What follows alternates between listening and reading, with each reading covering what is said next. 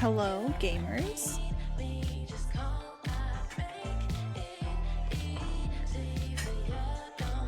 Are you there? Good afternoon. I love to hear about my friends thriving on this excellent Saturday. Glory, you absolutely deserve this rest, this peace. The Fern. Getting some use out of my own personal stream layout. I can't remember if we've even used this before. Maybe like one time. I think we might have used it when I streamed Paparazzi. But that's it. Putting it to some good use.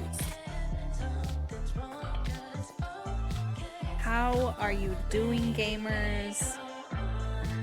How is Infinity Break Ben? We heard about Glory's Day. What is Ben up to? Thank you. I love this layout too. I'm very excited to be using it. Nate put that together for me for like my birthday last year, maybe? I helped with like feedback and like finding the perfect vibe, but Nate put that all together. Everybody say thank you, Nate.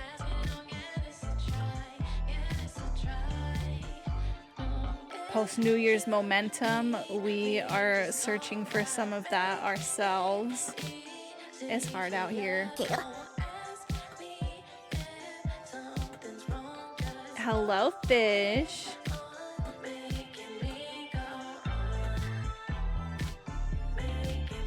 For a second, I was like, what is the thank you, Nate, for? Did Nate, like, gift you the sub? But I get it now. I said everybody say thank you, Nate. Oh, yeah, and I have my own little notification sound, too. Or does that... Maybe we have that on Nate's stream, too. We might have just left it across both of ours. You do be following directions. Thank you so much. You would smash at a game of Fern Says. We just watched the Taskmaster like New Year's special, like little one-off. That was fun. They had Greg Says.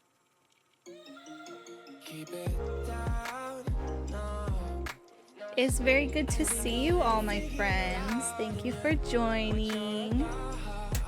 What the heck? We got chocolates flying. We got Reese's cups in the air.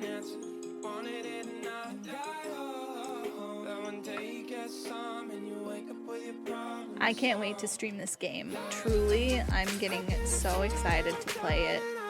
I played the demo like feels like forever ago, maybe last summer, like as in 2021 summer. We did put some fun curtains. I was like, we should have something to differentiate from the Natoid stream, the vibe, and that's all I could find. Hey, what are you doing on my computer? Oh, nothing. I'm just talking to myself. Oh. What's all you're doing? There's like games. Like... Oh yeah, I'm gonna play a game and talk to myself while I play a game. Okay, I'm gonna be right here. I'm gonna just stay here. Okay, welcome, Nate. Nate is babysitting because I was anxious about doing my first stream. We didn't really do as much practice as would have made me comfortable. That's because I'm never comfortable, but you know, say lovey. But I'm glad to have Nate here. I'm glad to have my friends here. I tricked everyone though. I said it was your solo stream. Yeah. I'm right here. He's right here. I'm never leaving. we come as a package deal. Y'all know this. Phyllis is here. The mighty trio. We're here. We're queer. And we're gonna play Please Be Happy. What are we doing? Yeah, tell me what we're doing. Explain. Tell you? Yeah. Okay. I don't know what's happening. Okay. Well, I'm welcome, new here. Madret. Hello, hello. What we're gonna be doing is playing a visual novel called Please Be Happy. It is about loving women.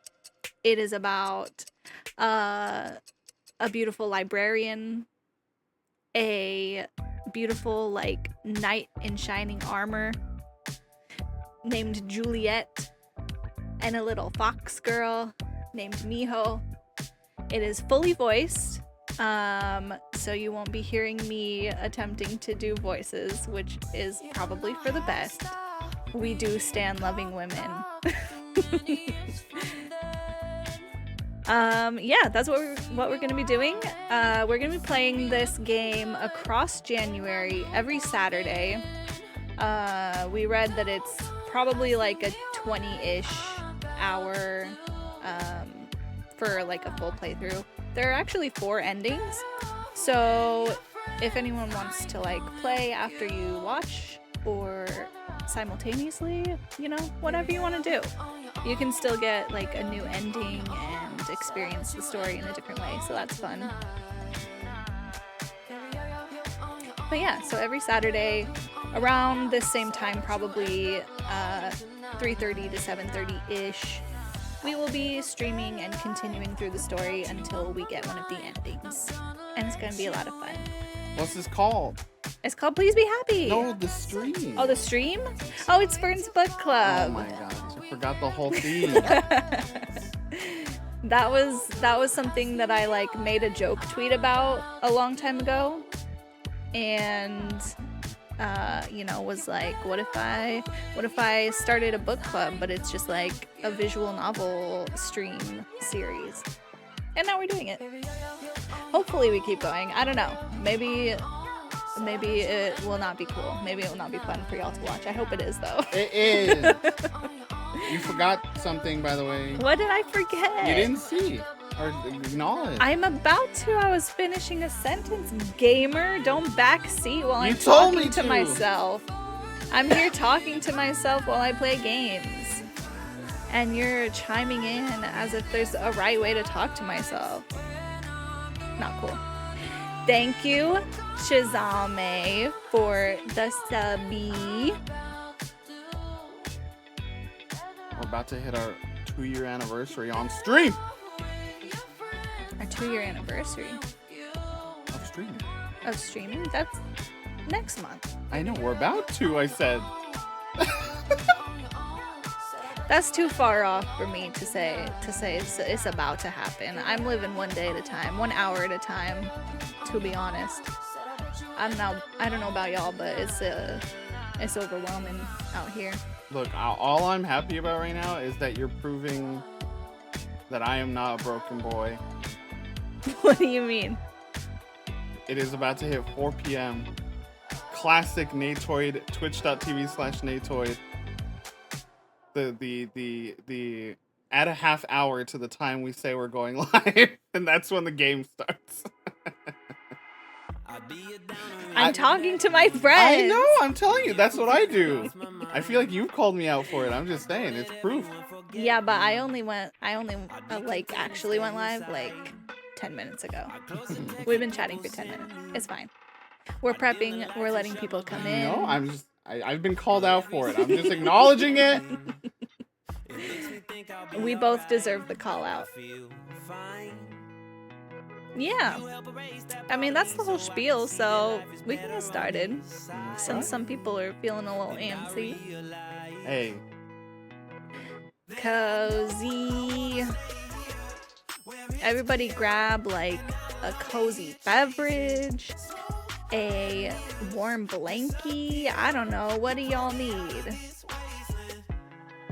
Get your little frog on the bed, as we do here in the stream layout.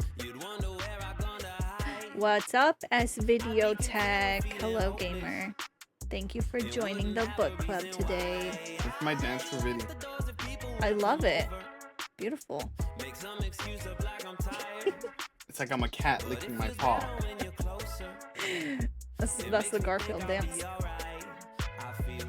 I don't know Just lit a candle and gonna work on your little crafts. We love to see it. I don't know how Viddy feels about the fact that like we associate Viddy primarily with Garfield. I mean, it was earned on this channel. It was earned here in this space. But if you don't like it, let us know.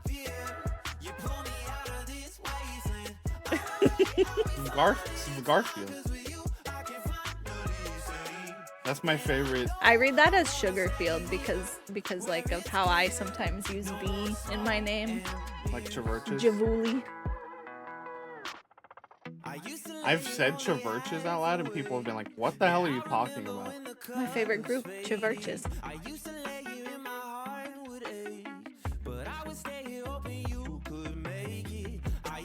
Oop. What am I gonna do? What are you gonna do, gamer? The music's still playing? I'm contemplating how to stream. Give me a second. I'm letting you have a chance to do it on your own. The music's still playing.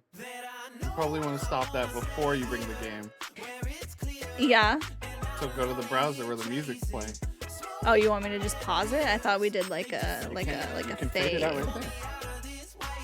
That's not how you usually do it. I usually watch you do it. It is now. Gamers. Got backseat streamer. Oh my god. Okay, I'll leave. Is that what you want? No, I'm scared. Exactly. Okay.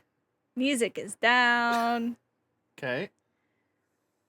Gameplay. Let's go. Gameplay. Oh! Gameplay screen. Look at the babies. They're so beautiful. Do you want to show off your BRB screen now, or do you want to just wait for the first BRB? I'll just wait until I BRB. Sounds like the right thing to do to me. Okay, now you can do what you were trying to do earlier. That's not what I was trying to do. Oh. I was trying to turn the music down, but then you told me to do it a different way. Okay, do we have game music coming in? We do have gay music coming in. Let me know if you hear the gay music. Peace be hep.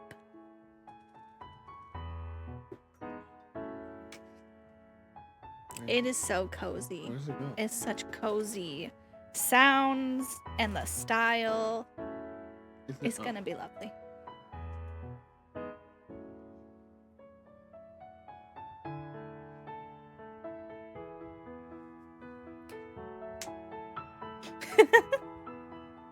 Nay is checking on sound for me. One moment, gamers. Yeah? Good to go? Good balance? You can hear me? Me and my baby voice? Yeah, baby voice. Baby voice Julie, that's what we always call him. Yep. Also, I don't know if you wanted to, because like I kind of have to like lean into your space. You want me to scoot? No, I don't know if you want to just shift the camera, because the camera is shifted to be a solo Nate stream.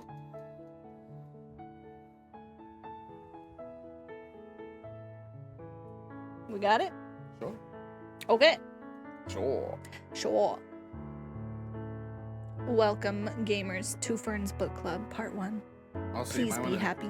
change this to Twitch so you have the double Twitch view, because like OBS has some of it, but this is a little better, you know. You got it, gamer. There you go. Okay. You can start playing video games now. Let's play some video games. I can't wait. I hope that you all love it. Aren't they? Starting right now. Right now. Oh, it's not fully voiced, gamer. They told me he's fully voiced. So that people talk, well, you gotta be reading. Let's on the read. internet. Okay, you get to hear me read. It's a book club. Fog settled over the forest, far from the villages and towns, and with it came silence. Bro, you broke the game already. No. Whoa. You gotta click the menu. Okay. Birch trees shivered, pondering the weather, and dropped their leaves in fright. Streams bubbled, unseen by man, and babbled like the birds in the trees. In the middle of the forest was a grove, and in the middle of that grove was a log. It had been years since it had fallen, once one of the proudest trees around, and now, in death, was home to an abundance of life. Let us ponder the weather, gamers.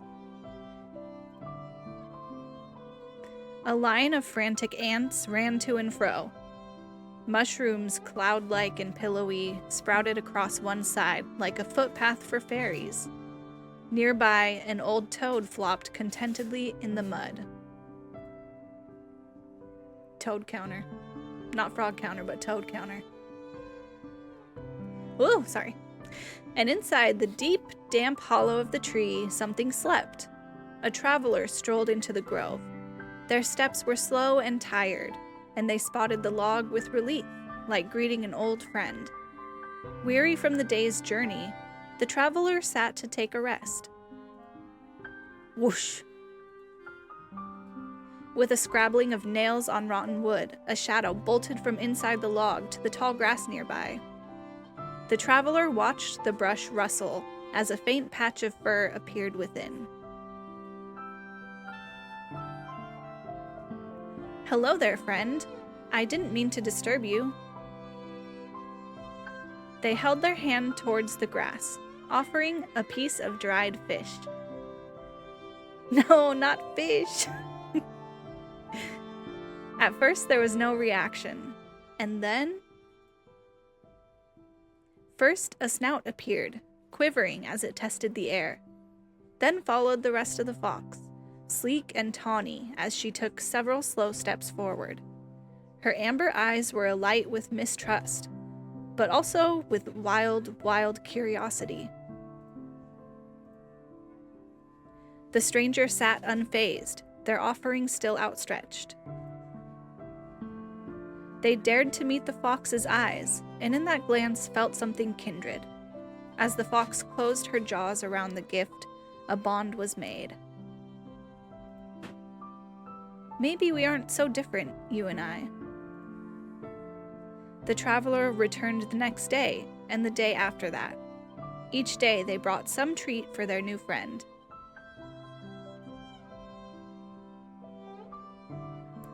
Each day the fox's steps grew a little more trusting.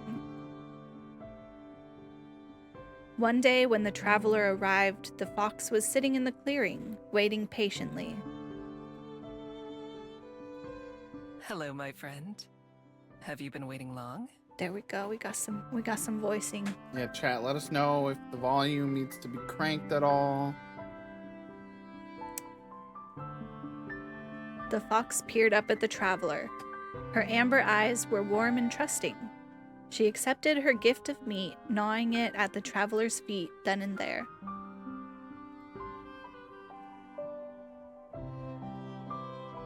Clicking too far to the edges. The traveler sat, imprinting into their mind the feeling of the wood beneath them, the clear air around them, and the tender bond of companionship. Glory's hooked. Where is your home, little fox? Is it here in this grove? Or do you come to see me too? This will be the last time, I'm afraid. Because I'll be going home tomorrow. Home is such a small place compared to the rest of the world. Yet, it's some place I can't wait to return to. I wish I could bring you with me, little friend. I wish that you could see the world too. Your home is all around me though, isn't it? It's wherever the trees are, wherever the leaves fall.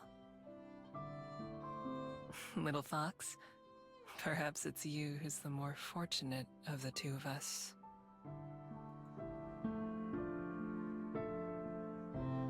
All too soon, it was time for the traveler to go. My heart's breaking already. I'm gonna be honest. As they bade goodbye to the forest and to the fox, they knew that they would not return, but that they would carry the memories with them always. The next day, the fox was sitting in the clearing, waiting patiently. Stop! Chapter 1 of Foxes and Fables. That's so pretty. I think we're all good. I think it always just sounds quieter in our ears. Which you can turn it up. I can do that. No, I mean like because it sounds good on the stream. Oh, it's already X. Oh. All right. Wellington Skyport. Kiwi Airlines, and we hope to Kiwi? see you again. New Zealand? The intercom's announcement is muffled in the closet where I'm hiding, just like the clatter of the seatbelts and the chattering of passengers getting ready to disembark. New Zealand has produced some of the best gay content out there. Nice. I mainly mean our flag means that. Nice. So true. I wiggle around impatiently, sore from crouching in here for I don't even know how long it's been. Hours for sure. The last few minutes always feel like they take the longest. A parade of footsteps begins to pass by outside my door. It's time. I listen carefully, waiting for a gap in the crowd. When it comes, I stand up and push the door open in a single movement.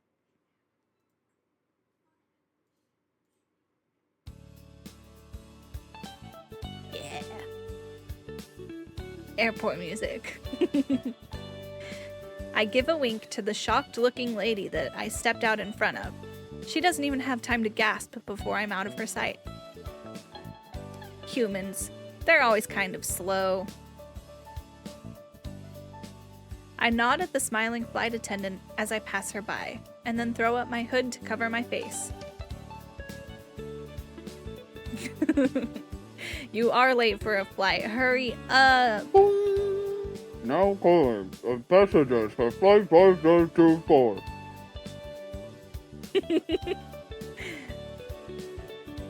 It's been a while since I last flew, but it doesn't seem like things have changed much. It's always been harder to sneak on than it is to sneak off. If you sneak, do not leave your luggage anywhere. We will think it's a bomb. Do not do that. If you see luggage, tell someone it's a bomb. Oof. Oof. I follow the crowd to the end of the walkway and step out onto the ground. After a long stretch, I take a deep breath and savor the fresh air after being stowed away for so long.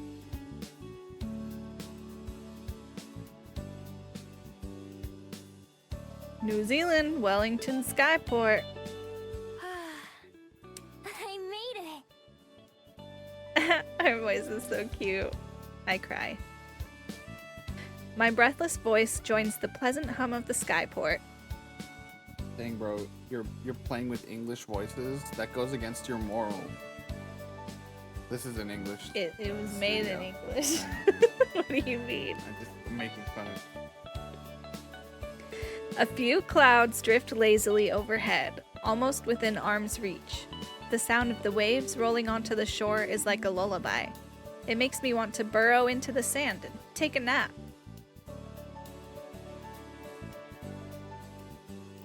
But I can't. First, I need to get out of here. And there's one more challenge ahead. Where do I go? Up ahead, the snaking line of passengers splits as people are funneled into a few security stations. Gotta sneak past security, let's go. While I'm... Yeah? You were you were hiding in the plane? Uh-huh. In a closet. She's like a forest spirit or whatever. I don't think she has an ID. Be gay, do crime. Be gay, do crime. Stow away an airplane. While I'm too far back to hear what the guards are saying, it looks like they're examining a little booklet from each traveler before letting them pass. Humans Right. sure like processes and We're not a procedures. human, that's right. Yeah. That's what I've been saying, gamer.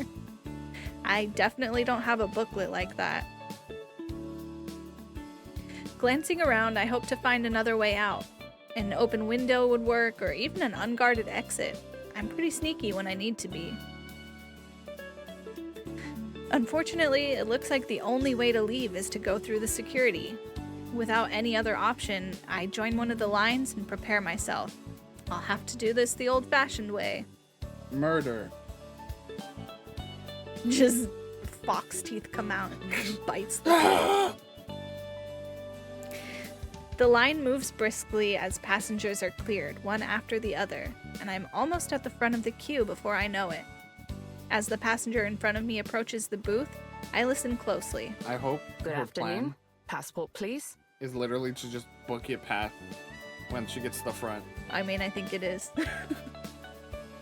Just a good old dine and dash, fly and dash, you know?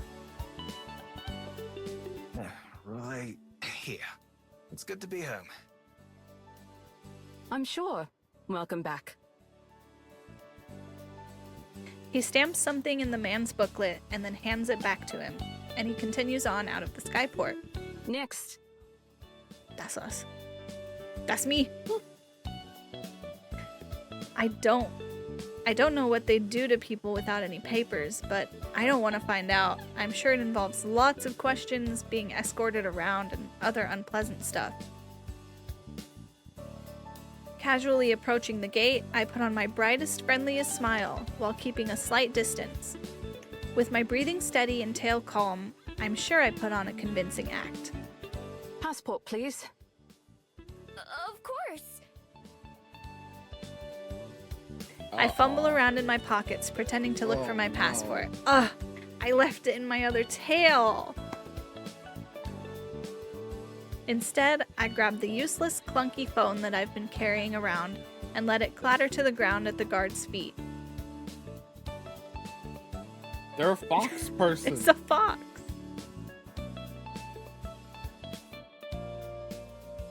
As expected, he bends down to retrieve it for me. Oh, let me get that for you. How did you miss that? Look at their fox Do you ears. see this character?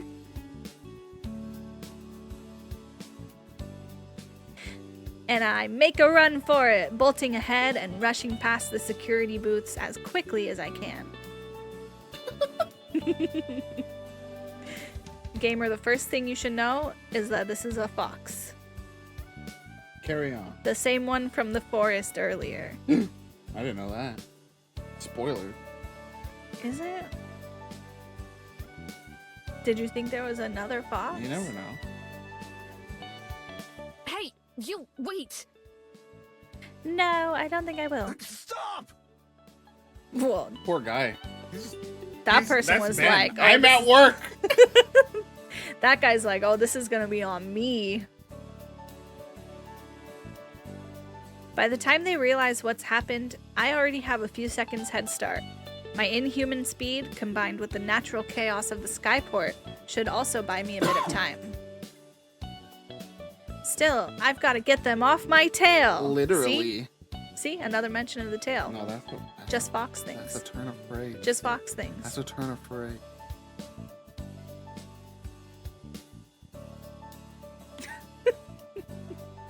You're not allowed to watch anymore. He's never gonna grasp this. Dashing through the skyport doors and out into the road outside. I don't even have time to take in the city. Without stopping for breath, I run into the narrow streets while weaving between cars and shocked bystanders. Being seen by so many people like this is annoying, but it won't matter by tomorrow. Putting the thought out of my mind, I vault over a low wall into a nearby alley and land in a crouch. Out of sight, but only for a moment, I close my eyes and relax my muscles. All feeling disappears except a slight warmth against my neck. Bro, Ben left. Don't leave, Ben. My secret weapon. A knife. The unremarkable looking necklace is one of my only possessions, and by far the most important. A certain one of the beads strung around my neck begins to heat up in response to my will, a soothing warmth flowing through my body. It's funny that they're saying unremarkable. Like, I thought it was like a pearl necklace, which is very remarkable, like as far as price goes. So this fox is not smart. It's just beads. It looked like pearl though. To the untrained eye, perhaps. Yeah, which is 90% of the population. No. 90% of the population can tell fake pearls.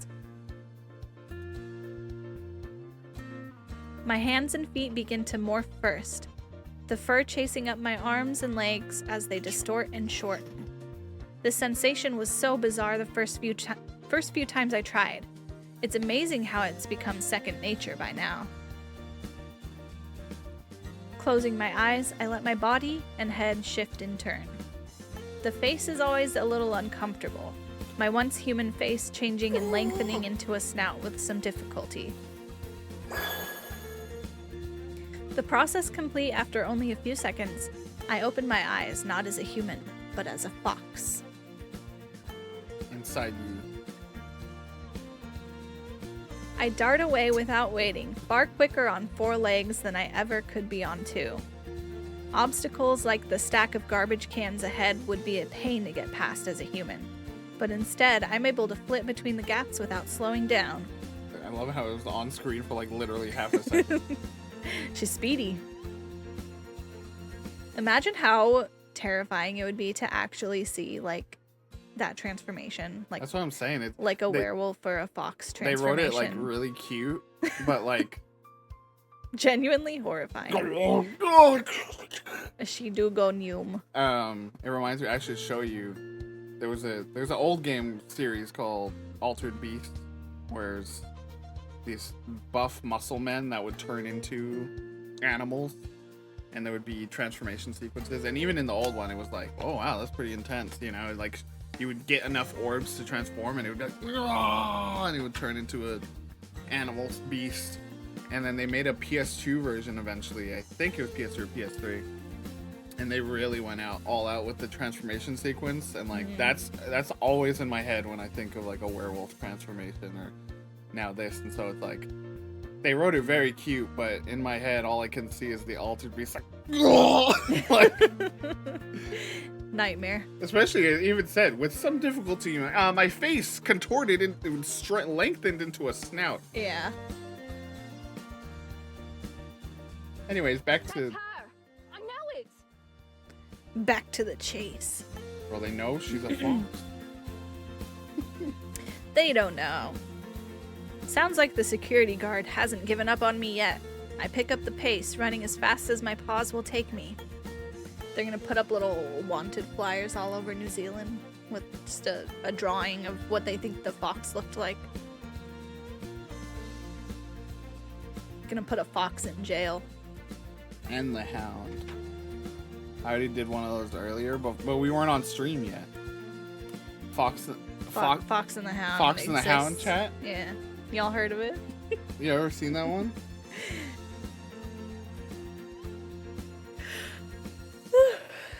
We keep going Noom. His heavy breathing gets farther and farther away. And in just a minute or two, I know I'm safe. Look how fancy. And so the paw up. Look how fancy she looks. Can you tell I'm gay? How'd you know I was gay? I don't know where I am, but it's not like I knew where I was when I started running. I almost feel bad for the guy who was chasing me. He never stood a chance. Even in the crowded city streets, there's no way anyone or anything can outrun me. New Zealand with the pride flag. Let's go, gamers. With a Y, G-A-Y-mers. The wind just wishes it could keep up with me.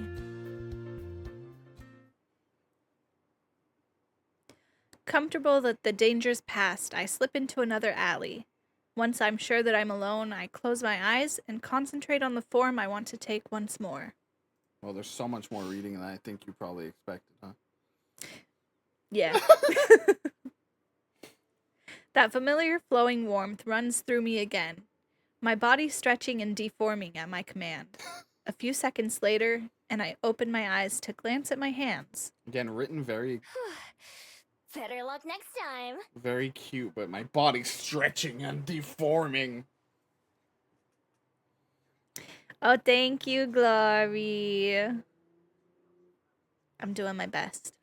I'm doing my storytelling voice.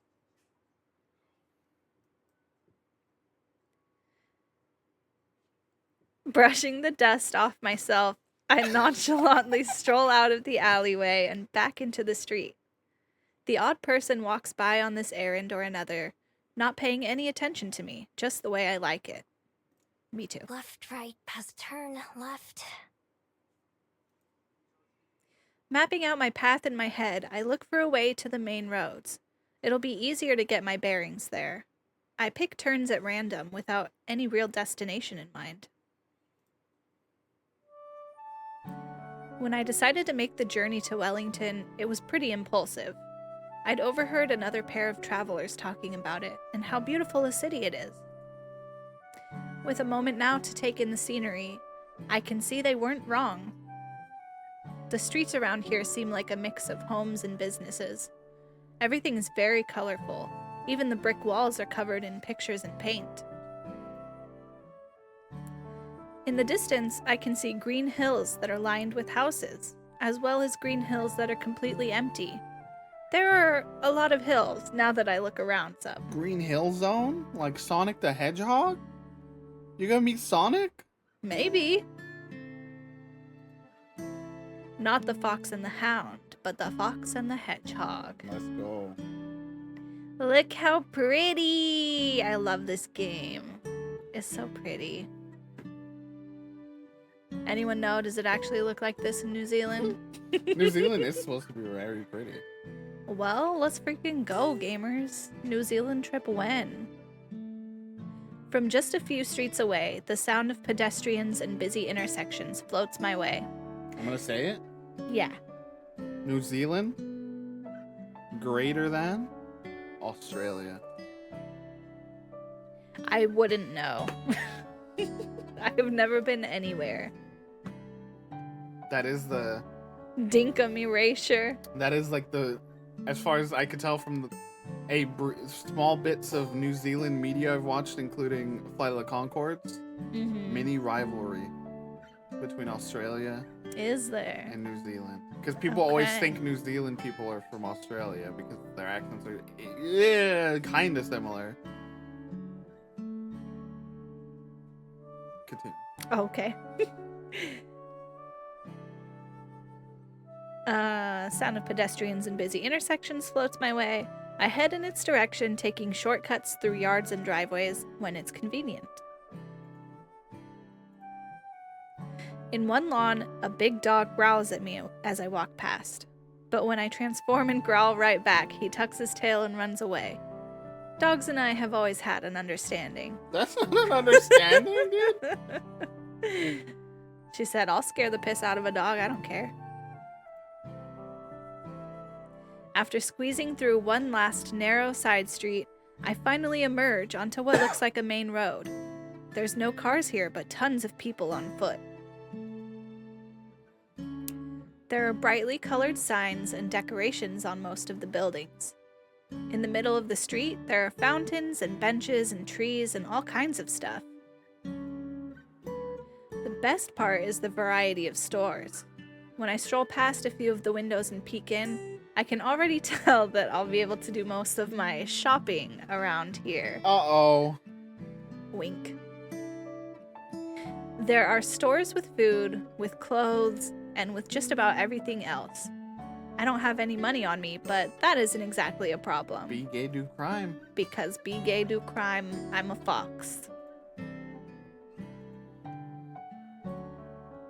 Oh, she be thinking. What is a problem is that it's too crowded. Dodging a couple of security guards is one thing, but trying to escape down a busy street with lots of people could be too much even for me. I'll just have to remember where this place is and make another visit later, after all the shops are closed. Then a man in a bright coat hurries past me, talking loudly on his phone in a language I don't recognize. He's so distracted that he doesn't even notice when his wallet falls out of his pocket and onto the sidewalk. I notice, of course. Be introverted gay fox, do crime. That's the way.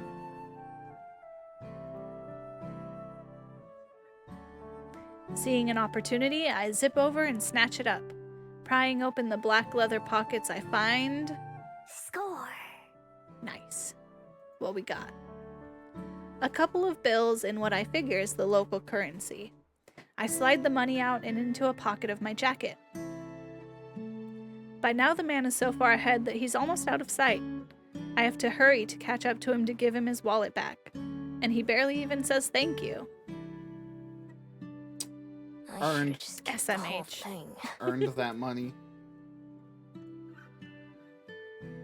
It's only fair that I get a little something for myself, since it's not like he would have ever gotten it back without me. I head back to my bench and inspect my prize.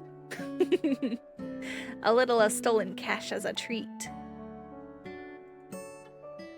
A blue bill and a brown one. These feel sturdy, nothing like the paper I expected. 1, 0, 10, and 5. So 15. She did it! Math. That's math. me. That's me trying to do math. 15 isn't much. I definitely should have kept the whole wallet. Oh well, at least this should be enough to buy myself something to drink. My thirst is starting to get the better of me, as I haven't had anything since I snuck onto the airship. Following my nose, I walk down the busy street until I find one of the many cafes lighting the path. The sign hanging above its front door has a picture of a bell on it. A charming bell rings out from above the door as I enter. I can't help but savor the wave of refreshing, cool air washing over me, which feels even better after so much running. You know we get a gay coffee shop. Come on, Glory. Hiya! Welcome to the Bell House. We were just posted on the Infinity Break TikTok account right now. TikTok. It was the emotional one. The emotional Jeopardy. Oh, So go check that out. TikTok.com. TikTok, the Infinity Break Pod, I think is the... Infinity Break Pod, is that right? Let us know. Somebody give you a shout out. Yep. Infinity Break Pod on TikTok. You'll find us there as guests, as friends. Oh, is this a bird person? I think. Because they got wings. Cute. The barista behind the counter is the only person in the store. As I nod in greeting and she leans forward with a cup in one hand and a pen in her other. What can I get you? We're having a special on affogatos if you want to try one. Usually, they're like $7, but today, they're only 5. We got $5. I'd like a... We would have been able to do it for 7 either, too.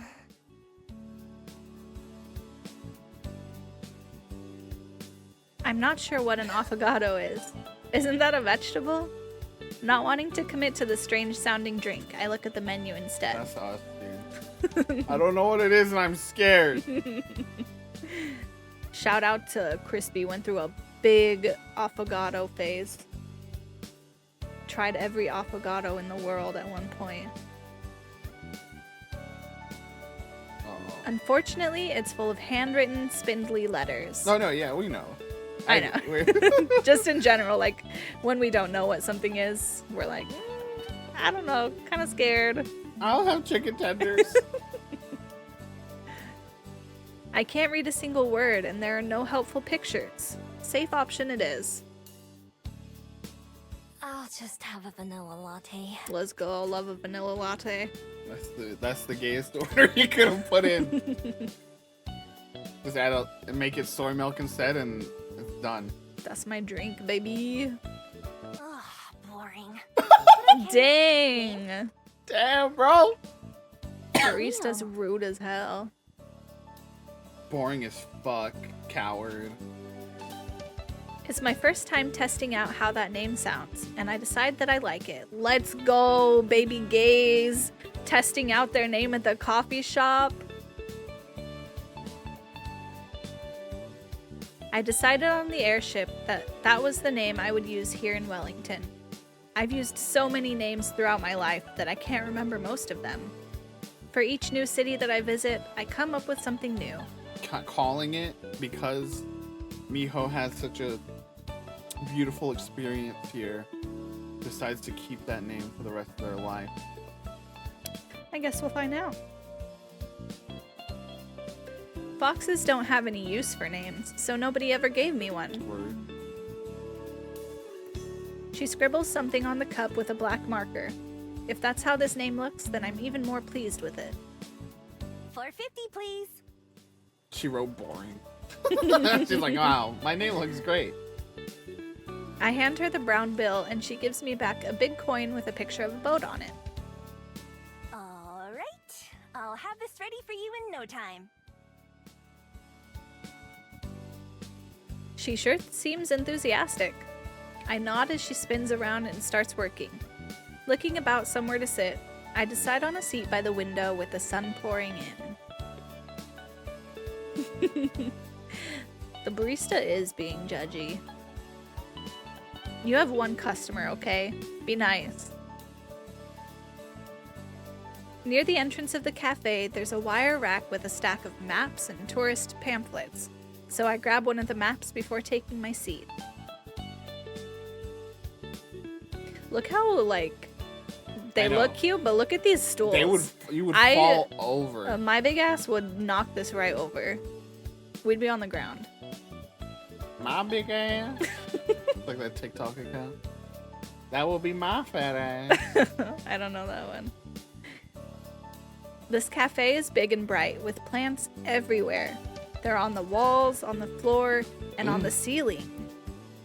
What's this? Boring. Glory is threatening us with a good time. Oh shit. What? I'll be able to set it up really quick, but it's not set up here. Oh, shoot. Okay, we'll make it work. You'll have to give us a minute once you get those channel points. Most of them are real and vibrant, obviously being well cared for. Even the lights that hang down from the ceiling have glass ornaments with little shrubs in them. Seems like I made a good choice coming here. Any place with a bit of nature in it is more comfortable to me than places without. I guess I should find a place to stay. Looking down to the map I took, I trace the path I made from the port to this cafe. It's useful, but it doesn't really tell me anything helpful about the houses in particular. I'll need to find a higher vantage point. I move my finger along the hills I noticed from outside, following the little brown path to a patch of green with a little mountain icon. That should work for now. Miho! My ears perk up right as the barista arrives and places my drink in front of me. Thanks! I reach over and take the warm cup in my hand, but the barista doesn't let go. You ready for the rain tomorrow? Huh? It's gonna rain tomorrow. I glance behind me out the window. It's as sunny and blue a day as I've ever seen. How do you know that? There aren't any clouds out there. It's like I'm just good with the weather. Anyway, if you forget, then you'll be sorry. because they said they like handed the drink and didn't let go, right? Mm-hmm. So like go reach for it. It's like, I see you. I am gay like you. We are gay.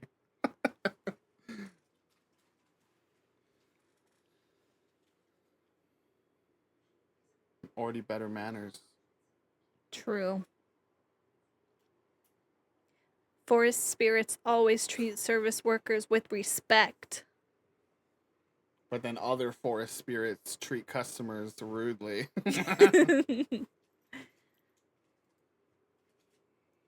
She finally lets go of my drink and heads back behind the counter.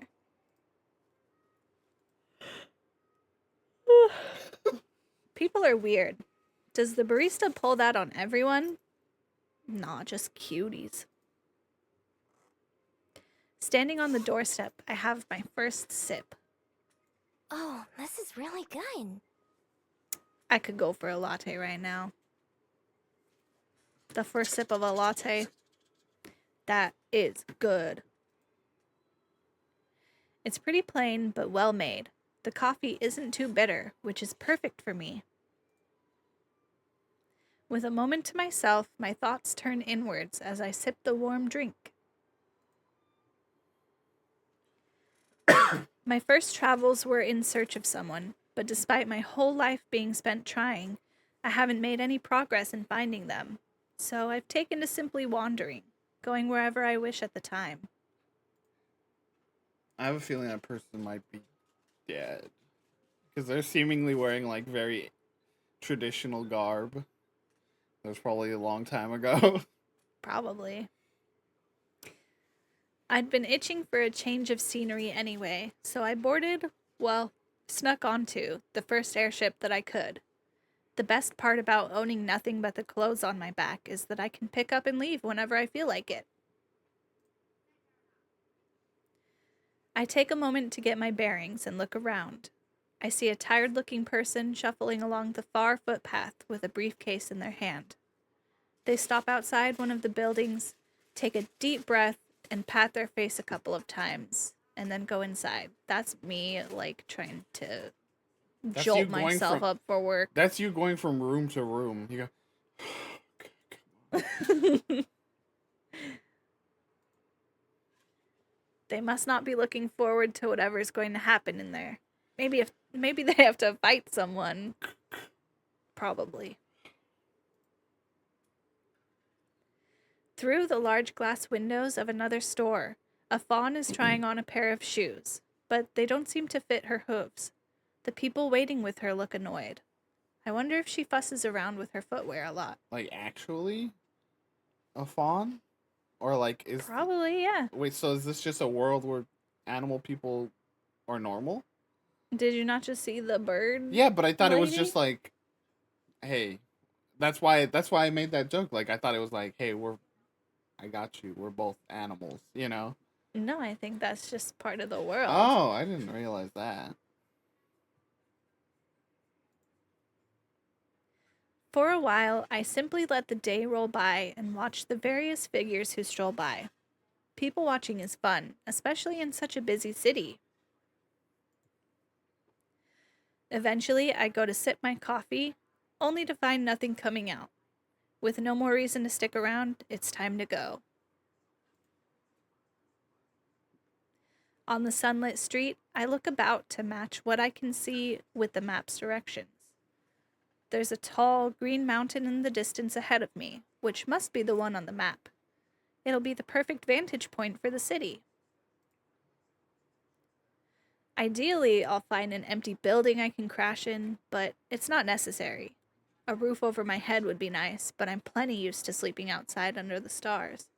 Sometimes it's better than sleeping in a bed. Encouraged by the plan forming in my head, I set off on the long walk to the summit. It'd probably be so much more comfortable being able to be an animal, like, to go to bed, you know? You just, like, I wouldn't fight with Phil. I would just turn into, like, a dog and then lay on the bed with Phyllis, you know what I mean? Instead of, like, oh, Phyllis, get out of the way, I'm trying to lay down, you know? The path to the mountain turns out to be less simple than the map made it look. First, a trail takes me along the waterfront, and then it turns upwards through a small forested area. Being among the trees and their tall shadows makes me feel at home. When the path leaves the woods again, I'm a little disappointed. It leads up a paved road, so I stick to the edge to avoid passing cars. Sometimes I take shortcuts through yards or up unmarked paths. There are quite a few nice-looking homes right along the roadside. I make a mental note to go check them out when I'm low on money or food. Not much further along, a concrete lookout offers another glimpse of the city below. A couple airships are coming in to dock at the skyport, probably from one of the other floating islands. Floating islands? I was gonna say this whole thing seems. I mean, there's airships. It's not a plane. It's an airship. I know. At first, I was like wondering if she just calls it that, like skyport and airship, because she's like a fox, you know. But I think it's just a different world. Yeah. There's still a ways to go to the top of the mountain, but luckily the walk has been easy so far. I wouldn't even consider it a hike. Eventually, I reach the final stretch of a road. I can see where it curves ahead to the summit, and I hurry to the end.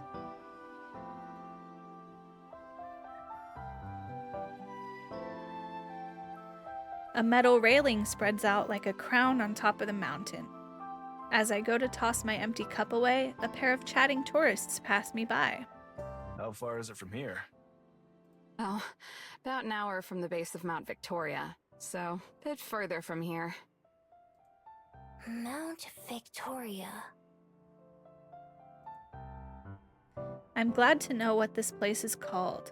I say the name out loud to help commit it to memory.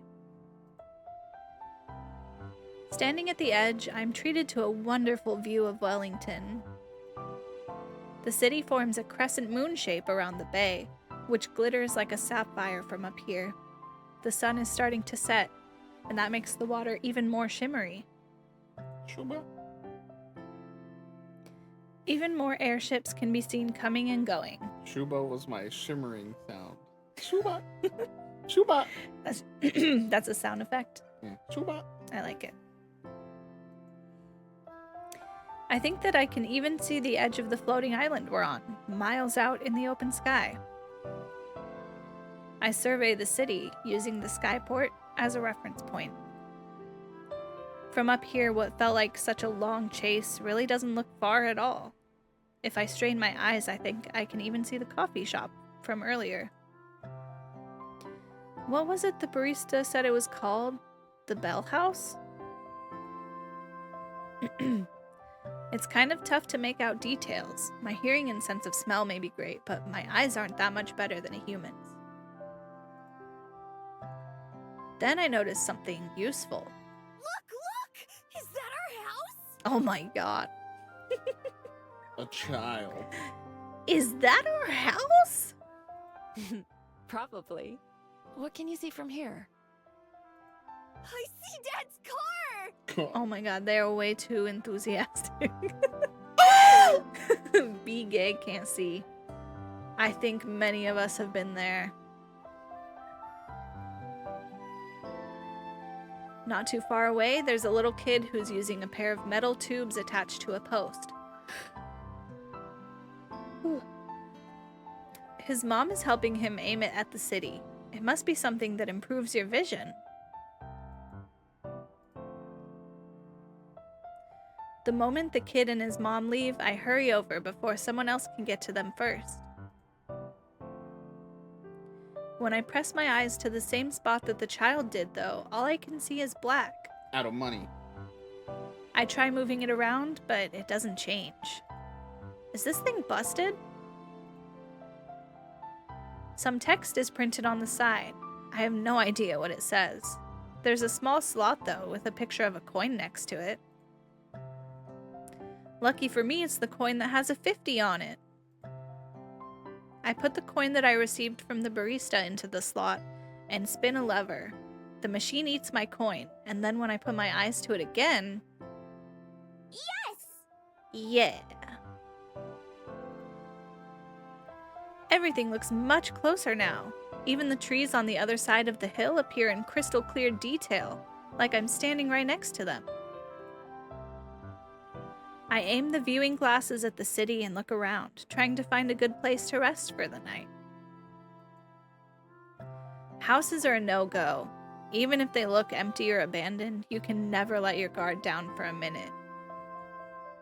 Same with most shops. I don't have enough money for a hotel, and I won't risk sneaking into one of those either. Wow. Same photo of Wellington. Nice. I wasn't sure if that was a real city or just like a made-up city in New It's Zealand. the capital. Oh, is it? I don't know geography. Nobody challenge me to GeoGuessr, please. I challenge you to GeoGuessr. As I'm studying the sights, trying to memorize as much as I can, there's a clicking sound, and once again the view goes black. Stupid machine. I smack it a couple times and check again, but I still can't see anything. Well, whatever. Looks like I'm sleeping outside tonight. Guess this place is as good as any. I head back down the trail a little bit and veer off of it into the underbrush.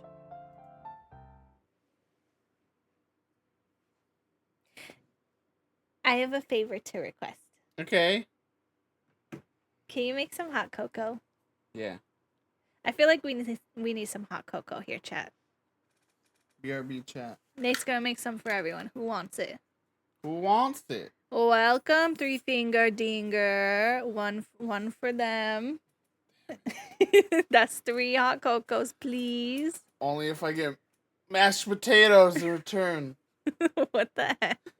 What is this barter system? Oh my god, all this cocos!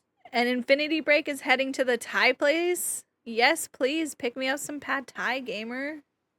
Yeah, I told you. Dinger's got the hookup. Dinger's family is the one that makes the delicious potato that I try to replicate every year. I see. All right. Let's see. How many cocos am I making? One? We got five two, cocos. 3, 4. And Ben's picking up Thai food. Thank you. Thank you, everyone, for this collective care system. Watch me actually make 5 cocos and as a bit. Do it for the bit. I just have a bunch of cups. Then we have to drink them all. And then we're all on the toilet. Excuse me. Anyway, welcome. Three Finger Dinger. Good to see you. It's Fern's book club. It's book club. Playing visual novel. Yeah, we're playing a visual novel called Please Be Happy. Gay Fox Girl. Good to see you too. This is a good hour 16. Well, I just vibe check-in report. You go check in with everybody. We're doing that right now. What's the vibes? How's everybody feeling? Yeah. Why'd you ask it like that? Ooh. Surprise. A surprise order. I would never do that. Active Agent. Active Agent, welcome. Hello. Feeling gay in this chat tonight? Let's go. Genuinely? 5 sides of crab rangoon. That is genuinely I'd eat it. Julie's dream. It's not my dream. He says that because like a week ago I was like, you please, love a crab rangoon. Please, I'm craving crab rangoon. You love a crab rangoon. Let's go. Everybody getting fed in the chat tonight. With the weirdest blend. We have hot cocoa, mashed potatoes, 5 orders of crab rangoons, and miscellaneous Thai food. That sound good to everybody?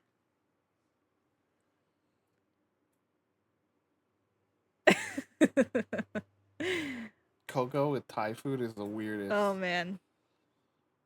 It sounds bad. The Feast of Champions.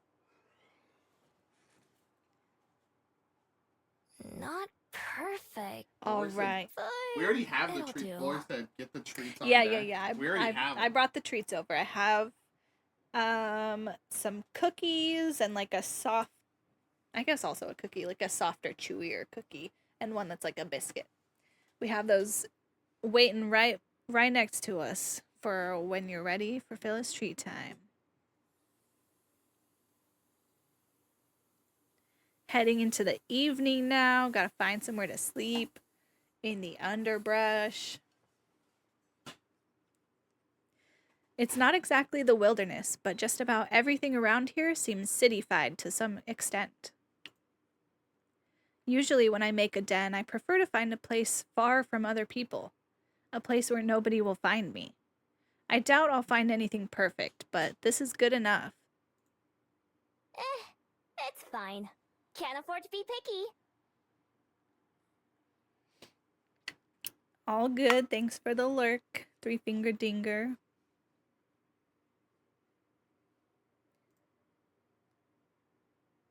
Just rapid transformation back to Fox. Once the trail I was on is out of sight, I transform again. My neck gets warm as my bead activates, and a few seconds later, I'm on all fours. As a fox, the sensations of nature are much stronger. The earth beneath my paws is cool and refreshing, and the breeze whips through my tails like a massage. I hurry down a hill covered in grass so tall that it reaches way over my head.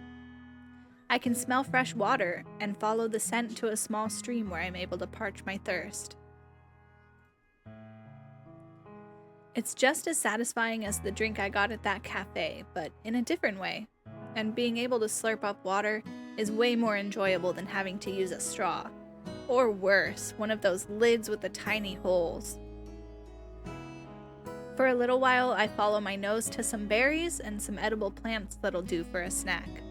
Unfortunately, unlike the water, foraging is never as satisfying as eating human food.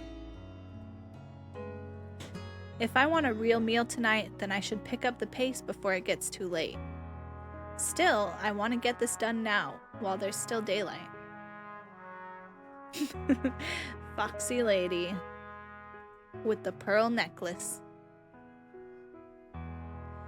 I keep close to the stream and search for a place where the ground is soft. Before too long, I find a promising area. A small valley with hills on most sides and thick foliage on the others. I'm still close enough to civilization to hear cars and other city noise, but the area I'm in doesn't seem like it gets visited very often. At the very least, it doesn't really smell like people. The spot that I settle on is a nice mound of earth near the edge of the woods, partially hidden by a tall tree with low-hanging leaves. Even if no one comes by, it makes me feel better knowing that I'll be out of sight. And so I start to dig. My claws rip away the dirt as I burrow downwards, widening the tunnel just enough for my sleek frame to fit.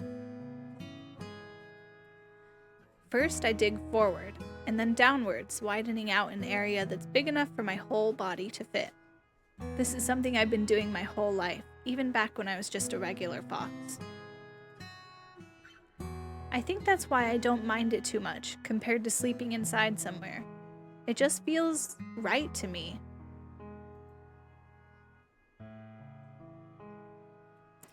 Look at my beautiful home. It takes a little while, and by the time I'm finally finished, the first few stars have started to peek out from the sky. Yes, gamer. Going for the water. Nasa exclamation lurk IRL. Keep going. I'm going. Love a hobbit foxful. I shake myself clean of the dirt that sticks to my coat, and then transform back into my human form. I'm seeing an animal, you know, it's like this body, and then it's like a foot right there, and then a tail. You see that? No, not at all. Spread this here, a couple of branches here, some leaves there.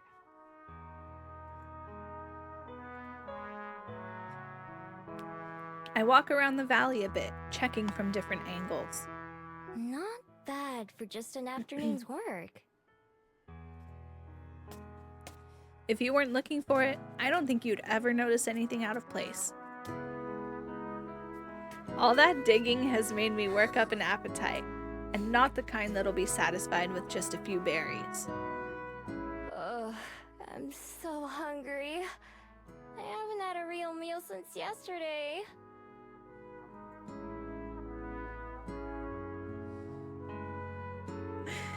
My stomach rumbles painfully. I've been so busy since arriving here in Wellington that I kind of forgot just how hungry I was.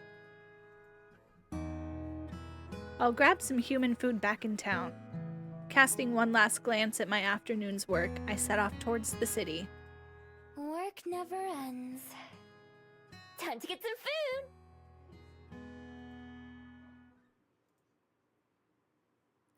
Here we go, back into town. I'm a bit disappointed when I finally get back to the busy street from before. I was hoping that it would be emptier now, and that all of the stores would be closed. Okay, mental health walk time. We will see you after your walk, after your dinner. Enjoy your Thai food.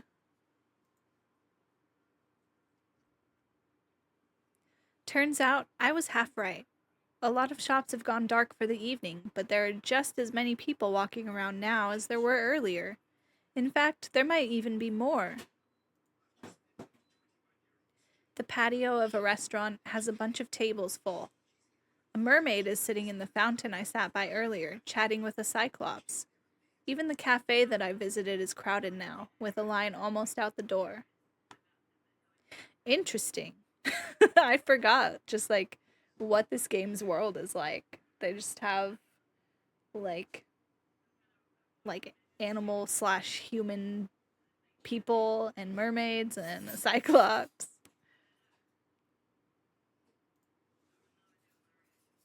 After pacing up and down the road for a while, I sit down and try to figure out what to do next. I'm not too worried about what would happen if I got caught stealing. I'd just escape, obviously. And even if they somehow managed to catch me, it wouldn't be an issue for very long. See, there's something different about me that makes me extra good at being a thief. It's not just the skills I've practiced over the years, like picking locks and sneaking around. No, it's a bit more special than that. Without fail, every single person I meet forgets about me by the next day. I don't know why, but I don't really care either. It's magic, that's all. Or that's all I know about it. Really useful magic. It's all the charisma and dex points she took. Everywhere I go, no matter how careless I am, all of my problems are solved by the next day. Interesting, gamers. So do you think that's like why it was so unusual that that stranger from the beginning of the game like kept coming back to visit her? Was there like that was like the first connection, you know, that she had?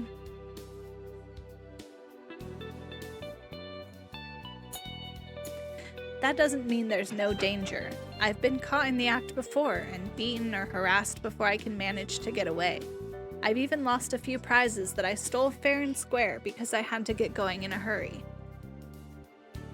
But if someone sees me but isn't able to stop me, I know that I'll be home free. Sure, they might remember having something stolen, but they'll never know who did it. Alright, let me make room for this Coco coming in. Coco! Is there... will it fit there? Sweet! Thank you! Come sit, Coco boy. It almost makes things too easy. Yeah, Glory. There's definitely more at play, and like I remember that when I played the demo, it was like 3 or 4 hours of gameplay, at least at the pace I was playing. So like it was, you know, quite a bit of content, but like didn't get into the story that much. So there's still a whole lot that I don't know It's very about funny like where this game is going. because I think you were planning on writing about it for the, and then you were like, "This demo doesn't end," I know. It ended up being longer than I thought. and then you were like, we didn't have enough time," or what? You were just like, "Never mind." Yeah. But I did really enjoy it.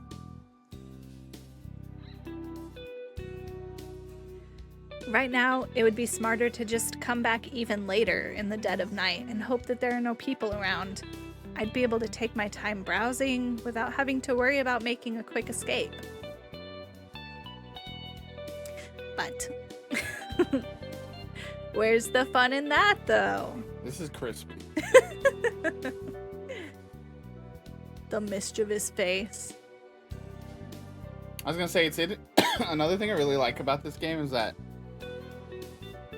it starts, presumably, again, that person seemed to be wearing traditional Japanese garb, and so it's like, I think you are like a Japanese fox spirit, but they decided to take it somewhere completely different, right? And you're in New Zealand of all places. Like, you know, how many games do you play that have New Zealand as the main locale, other than Lord of the Rings? You know, it's just an interesting setting, Yeah. considering its source point. And I mean, the dev team is the founder, at least the founder of the studio. I was just poking around and I found their Twitter, and their location is Los Angeles-ish. So they're from here, you know, they're from the States and everything. So good multicultural kind of rep going on. I walk casually up and down the street, glancing into windows without being too obvious about it. Some stores still have customers inside. Others have locked their doors and shut off the lights. Most of the restaurants are still open and are only making me hungrier. Stealing from restaurants is a bit much for even me, though. I've tried it before, but the cluttered kitchens, as well as all the tables and chairs, make it hard to get around. Plus, I've learned the hard way that there are plenty of hot or sharp things for angry cooks to throw at you as you try to make your way out. Just the, like, reenactment of Les Poissons. Les Poissons, Les Poissons. I don't even remember if that's how it goes. Basically, yeah. And then he goes, hee hee hee ho ho ho. That's right. What a song. Can you do that again? No. Instead, packaged and pre-made foods are my best friends. Things that I can grab multiples of at once and stuff into my pockets. If I'm really lucky, I'll find a place with refrigerated sandwiches or salads. Or sometimes perfectly good hot food that gets thrown out. You wouldn't believe the kind of stuff that's available if you don't mind sifting through the trash a little bit. It's not ideal, of course, but a hot meal is a hot meal. I know plenty of foxes who've eaten much worse. Target spotted. Locked on. That's really is a gay game. All the gays out here would be driving through a city and go, Stop. "Target spotted." Let's go! Let's go, gamers. We're going to Target. Who's coming? Target spotted. Oh my god. That was pretty good. That was pretty good. It got me. You were like, what are you talking about? S Videotech, you're valid.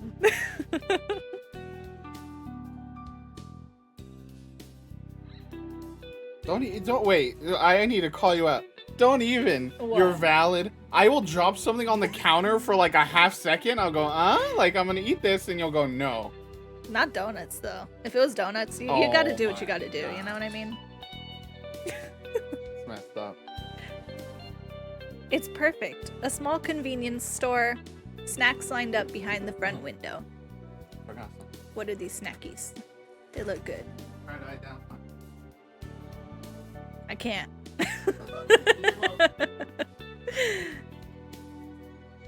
Even better, the shops on either side of it are closed too. so there's not many other people in the area. Oh, Nate's getting the snackies. Chat, what? I want an immediate reaction to seeing Nutter Butter. Sponsored by No, Nutter Butter. not. Thanks, Nutter Butter, for the stream sponsorship. Nutter Butter, pay me. Even better, the shops on either side of it are closed too, so there's not many other people in the area. Locked, huh? Not surprising. I head down a nearby alley and find the back door, which is probably where they bring in new products.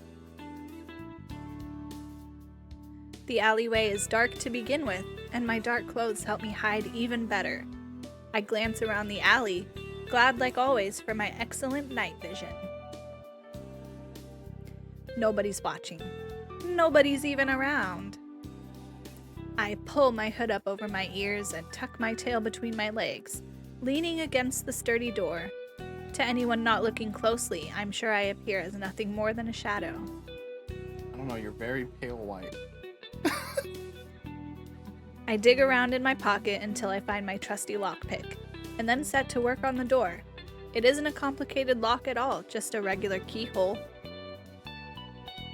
With a click, the latch springs open just a few short moments later. Bingo. Huh? I try to tug the door towards me, but there's a chain on the inside that keeps Warded. it from opening very wide.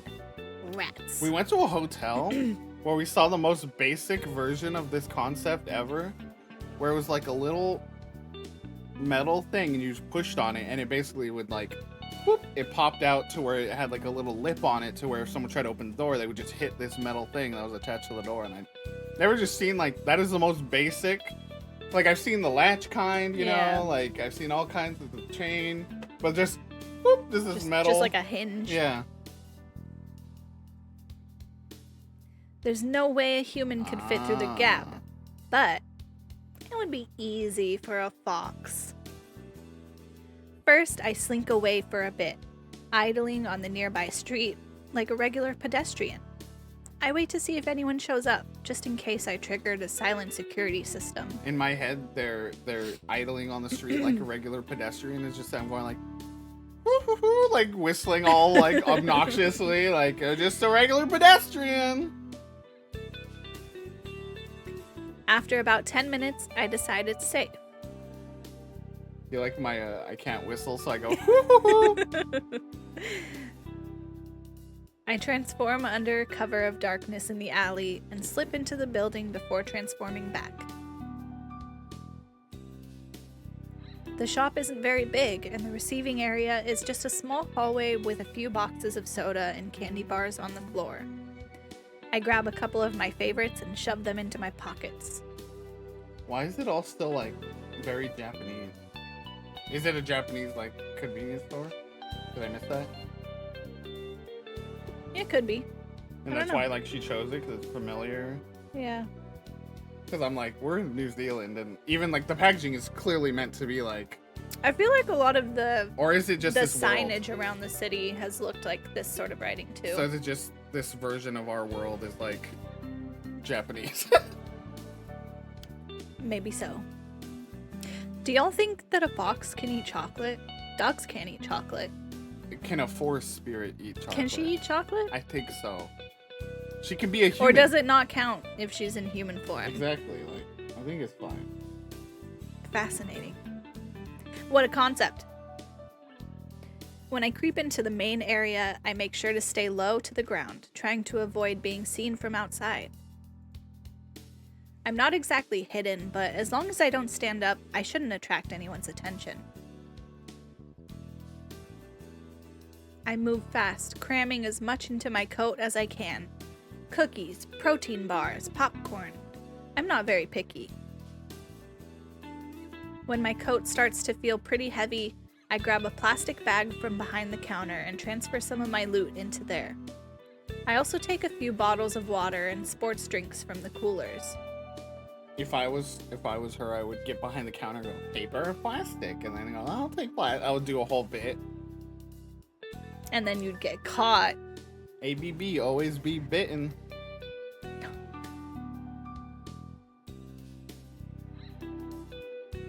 Just as I'm about to leave, I spot a few of those coveted plastic-wrapped sandwiches that I was thinking about earlier. She don't have a fridge. Jackpot! She can just eat them all. She's a fox. Who cares? Beatbox, do crime, eat sandwich. I fill my bag with sandwiches until it's almost overflowing, and then I head back out the way I came in. Biddy gets it. You're so right. Nate doesn't feel alive if he's not Biddy doing a gets bit. It's frightening. Viddy is the same, I feel. I feel like me, Viddy, that's the Kindred spirits. That's the issue with me, Viddy, and Ben as the trio. They would have separated you in class. No, we would have been so good as a trio that they would have kept us together.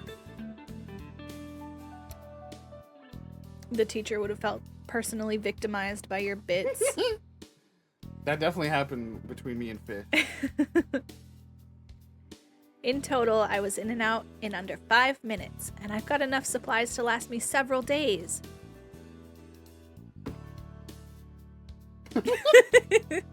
It's the only way you can get to sleep, Viddy. That's why I can't sleep. I'm doing bits. That's why. I'm just doing He's bits. got insomnia because he's doing too many bits. Me and Fish wouldn't even have to talk. Nate's just up at night, like, thinking about his next bit. Oh man, when Julie wakes up, this bit's gonna be great.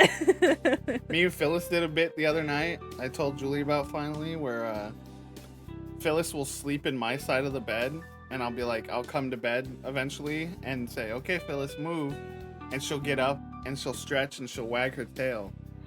Phyllis did the funniest bit the other day. Stop. When I said, come on, Phyllis, get So up. mean. And then she got up, stretched, and wagged her tail. And that tail just so happened to be right next to Julie's face. And just went, bop, bop, bop, bop, bop. And Julie wakes up and is like, and then just falls right back asleep. Did not know this happened. I don't remember this. I was not conscious for this. And I had to like not try to burst out laughing to wake you up further. It was great. But yeah, okay, well we'll continue, but yeah, me and Fish, yeah, exactly, that's what Phyllis. Me and Fish, yeah, we didn't even need to talk. We would just like look at each other and then just both of us start cracking up. Just the idea, we were like thinking of the bit that we did earlier or something, you know, and we'd be laughing and then the teacher would be like, you're literally across the room, like what more do I need to do? It was a good time. In particular, my high school AP US history was like that. I had two of my clown friends with me, and we sat in like a little L shape in the corner, making life hell. It was great because the other part of it that was fun was a part of it that was fun was the teacher would get mad at us and be like, all right, answer this question on the board, and we'd be like, blah blah blah, and they'd be like, shit, you know, like we would be on top of it. And also it was like the teacher knew like we like helped each other, so like you know, even during class or whatever, so like to separate us meant both of us were probably doing worse in the class.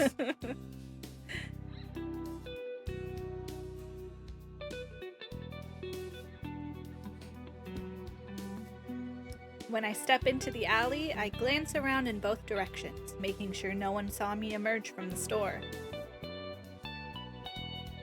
I don't see anyone, but my neck prickles as if someone is watching me. Exactly, need our grades for that state funding, so the bits go on. I sniff the air, but don't notice anything out of the ordinary. Nothing that wasn't there before. Still. Eek! You missed it. Huh? Suddenly, there's a flap the of bird. wings. and a bat flutters past me from out of the shadows. Oh. This boy ain't listening. It goes right over my head and disappears from sight up the street. It goes right over his head and disappears from sight. Oh, that's it? Oh, now I think you've locked in a romance interest. Batgirl. What do you mean? There's gonna be a Batgirl for sure. That ain't just a bat. That's a Batgirl right there. Don't worry about it. There's a Batgirl? Don't worry about it. I let out the breath I'd been holding and start making my way back towards the mountain where I made my dent. I let the bag swing from my arm as I walk, whistling a song I heard earlier. I'm not able to keep a smile off my face. All in all, not a bad first day. What a great day of thieving. I think if I remember right, there is a Batgirl, but I don't think it's the barista. But we're all gonna find out together. By the time your relationship reaches its culmination, it's gonna get canceled.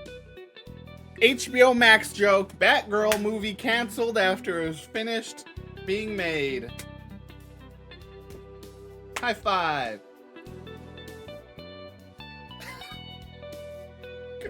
There's another bit.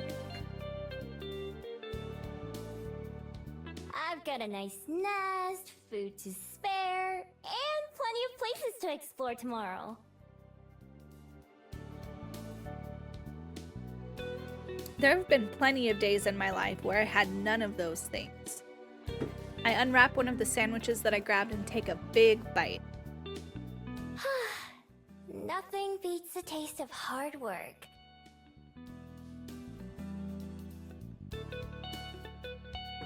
I hope Wellington continues to treat me well while I'm here.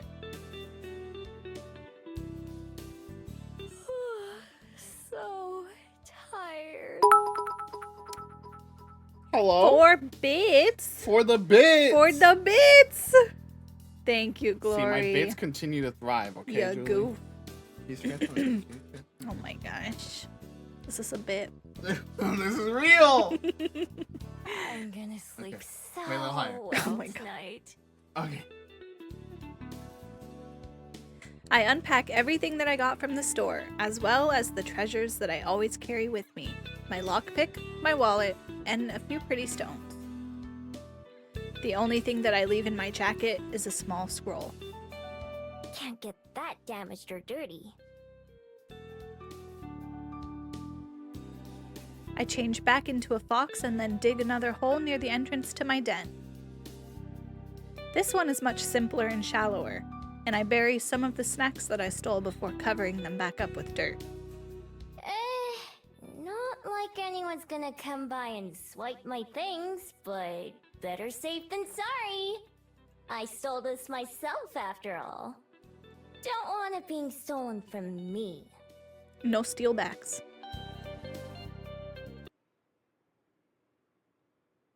Stuff like my pen and my favorite rock go into the burrow with me since I like having them close by. I thought something like dramatic was about to. The music just cut. I know, it's weird. There's been a couple of stretches with just like the music stops.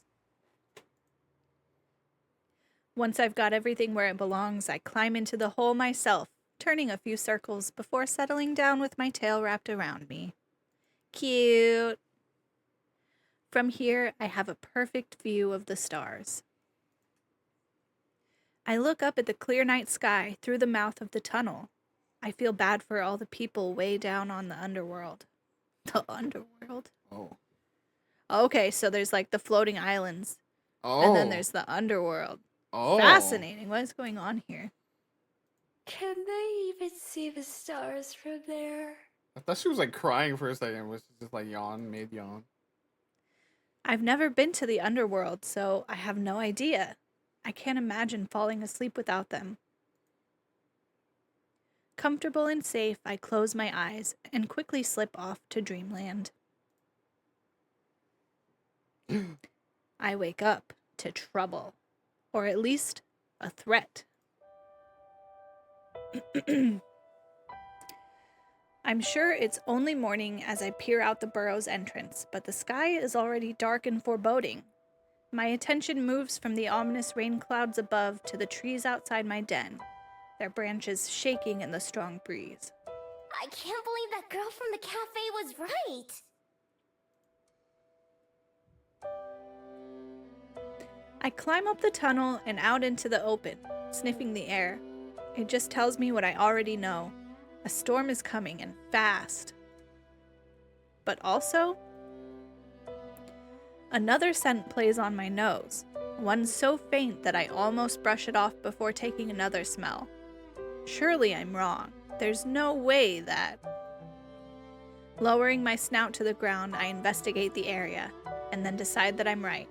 I change into my human form and look around. Someone's been here. Kira? Yes, someone's definitely been here.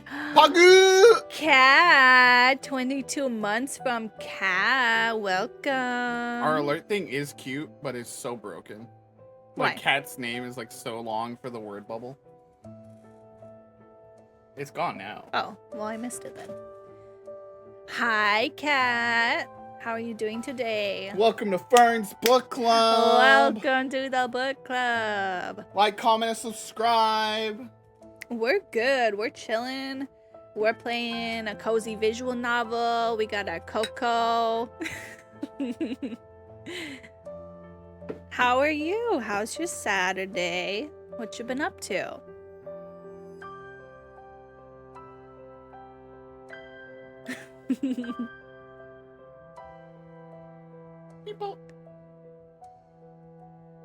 Good. We went to Cloak and Wand. What is that? Do you know what that is? I'm gonna look it up. I don't know what that is. Got some books. Definitely Oops. wasn't here when I Didn't went mean to to click. sleep. I'm glad you got some books. A fantasy store and a potion bar. Ooh, that's really cool. Yeah.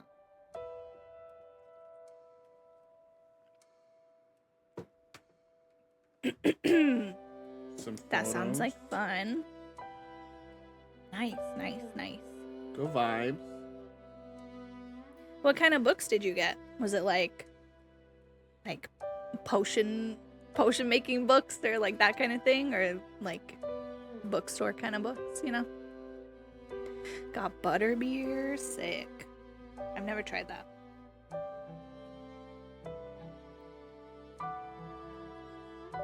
Got my cord all wrapped up. Okay. Someone's definitely been here, but the scent isn't a human's. It's vaguely familiar, but at the same time, not like anything I recognize. They must have come here in the night and stopped right outside my den. Were they watching me sleep? Gross. Bat or bird? I'm gonna say bird because it was vaguely familiar. Potion making books and some D&D stuff. go. Nice. That sounds like a good way to spend the day. Oh, crap! As a fox, I dive back into my hole to make sure everything is still there. My heart pounds in my chest, but nothing appears to be missing. I also checked the spot where I buried my stash from last night, but that hasn't been disturbed either. I breathe a sigh of relief.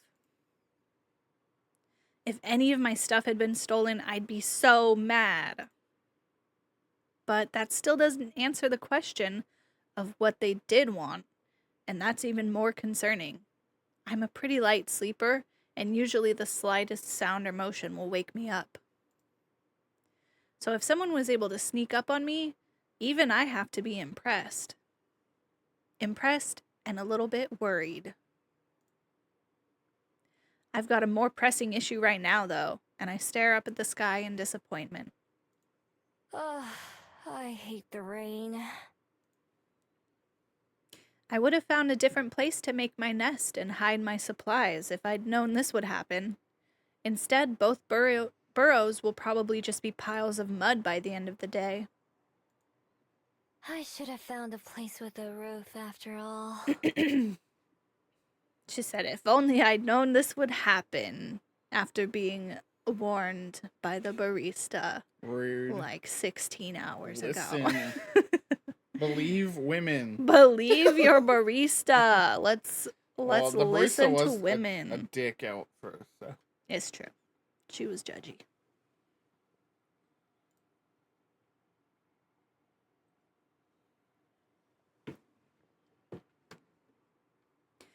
I fill my pockets with my most important possessions and some of the food I grabbed last night. Everything else I wrap as tightly in the plastic bags as I can and bury them in my den. Hopefully, I can find somewhere fast and then move everything else over before it gets ruined.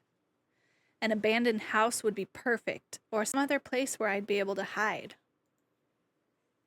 After finishing packing up, I'm just about to get going when a loud flapping sound overhead catches my attention. I expect it to be a bird, but instead, it's yet another bat. Oh, it's so cute! This one is even bigger than the one I saw last night. Its wings are way longer and noisier. I can even hear it squeaking something as it flies past. Some people say bats and foxes are similar. I don't see it. I watch it fly around for a little while before it takes off towards the city. Maybe it knows somewhere to stay. Guess I'll follow it for now. It's very, with cat in chat, it's apt. It was very much a potato with legs and wings. It was very, like, just... It was. It was a chunky little bat.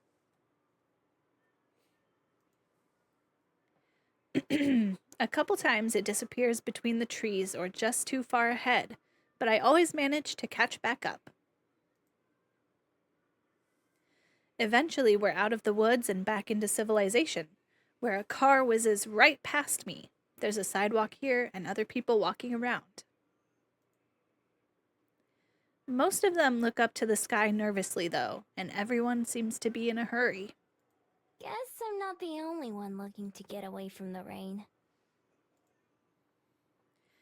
After finishing packing up, I'm just about to get going when a loud flapping sound overhead catches my attention. Oh. Yeah, I don't know why that's there. Is it repeated? That's weird. Yeah, that's from before. Or is it?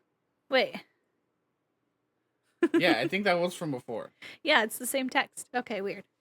More people seem to be going in the direction I was headed than anywhere else, so I stick to that. By now, my winged guide is almost out of sight again. Just a little black speck in the sky, flying into the distance. Farther up this road, there's a slope that leads to a big, fancy-looking building. It doesn't look like a shop or a restaurant, at least not one that I've ever seen. But there are so many people going in and out that it has to be open to the public. That's good enough for me. It'll give me somewhere dry to spend some time, and maybe I can learn something useful. Plus, places like this usually have plenty of valuables inside. If I'm lucky, I might be able to find something to fund my next few days. After all, the bigger the target, the less likely they are to notice something's missing. Steal from the rich, let's go. It's not rich people, though. How you know? I've been here.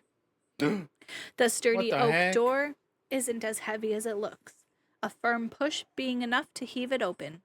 Gingerly stepping inside and out of the rain, I'm greeted by books. Lots of books. Books on shelves, books on tables, books on the floor, books everywhere.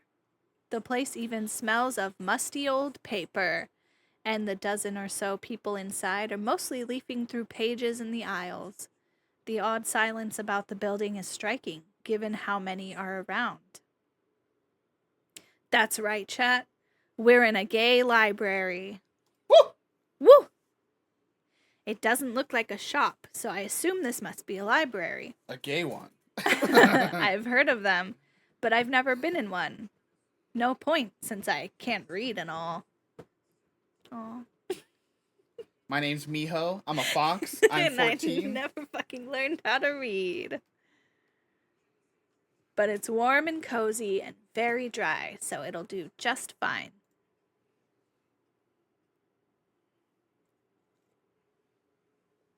Another thing I wanted to point out. Excuse me while I sip.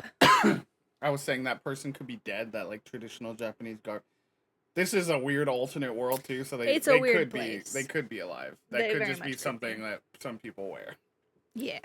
I mean, people wear that now too. It's in today's world too. So I was going to say you missed when you were up getting the cocoa. It also mentioned there was like a mermaid in the fountain in the middle of town with a cyclops. I was like, I forgot just what this world is like.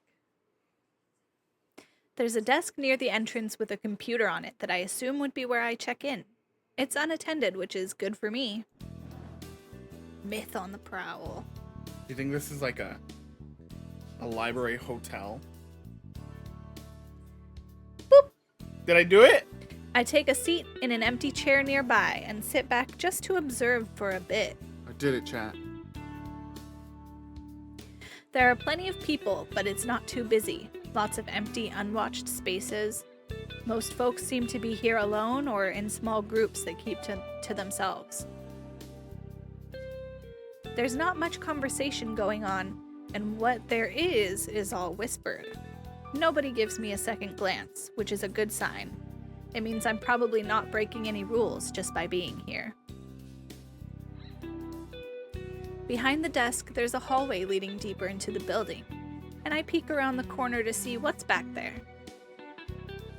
All I can see are some shut doors and at the very back, a staircase.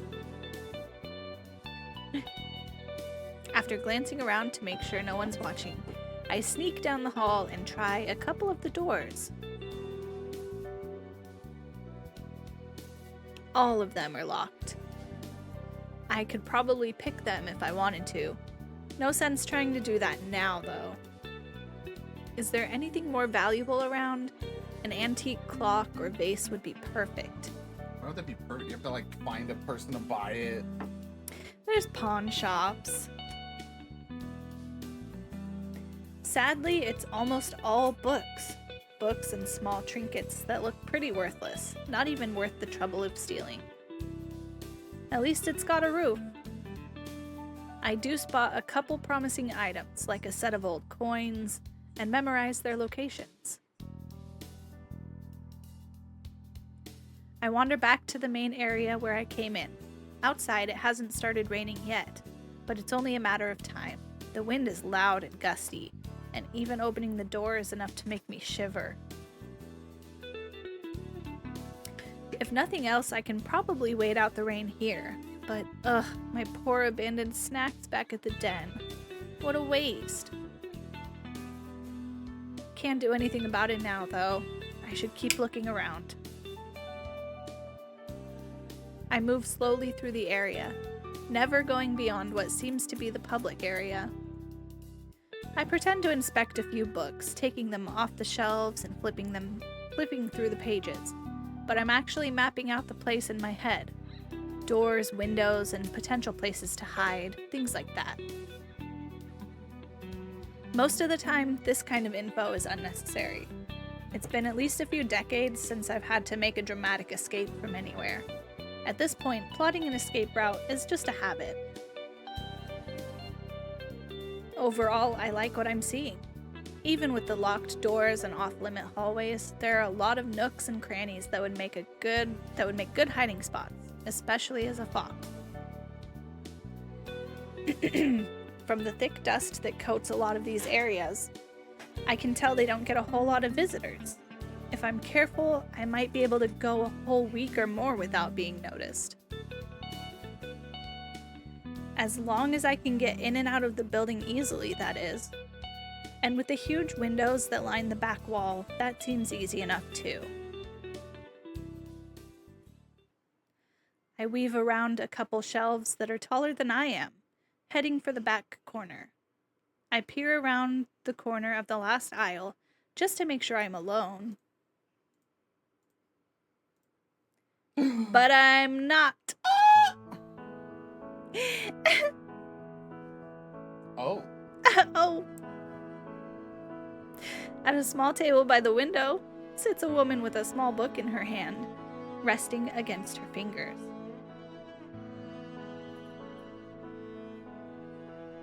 Draw a heart? She's perfectly still, but mouths the words on the page as she reads, like she's tasting them instead of just seeing them. What was that? Oh, look at her indeed.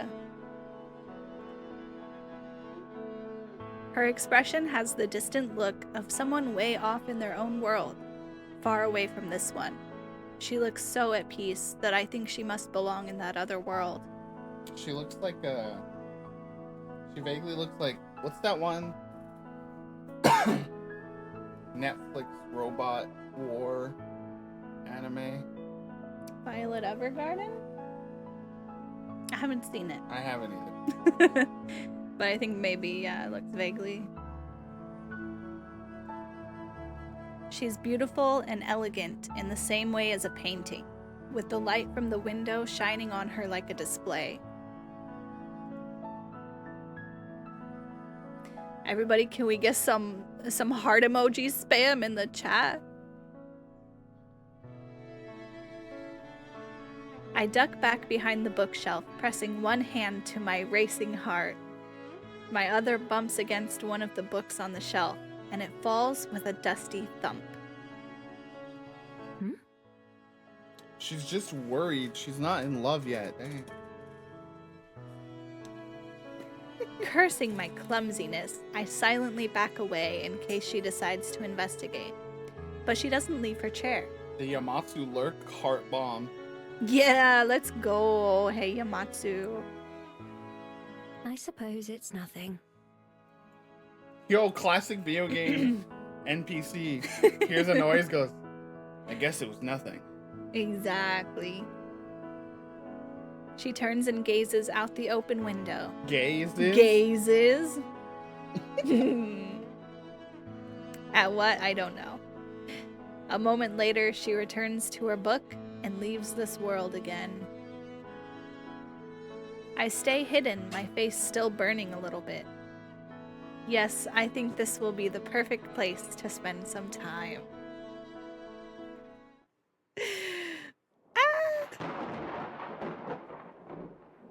Love. Suddenly, there's a much louder boom than the one I caused, as thunder rumbles outside. A few people around the library startle at the sound and look around. Sighing, the girl in the chair pulls the window beside her closed, the first drops of rain falling not a minute later. I'll investigate the windows later. Right now, I don't want to bother her.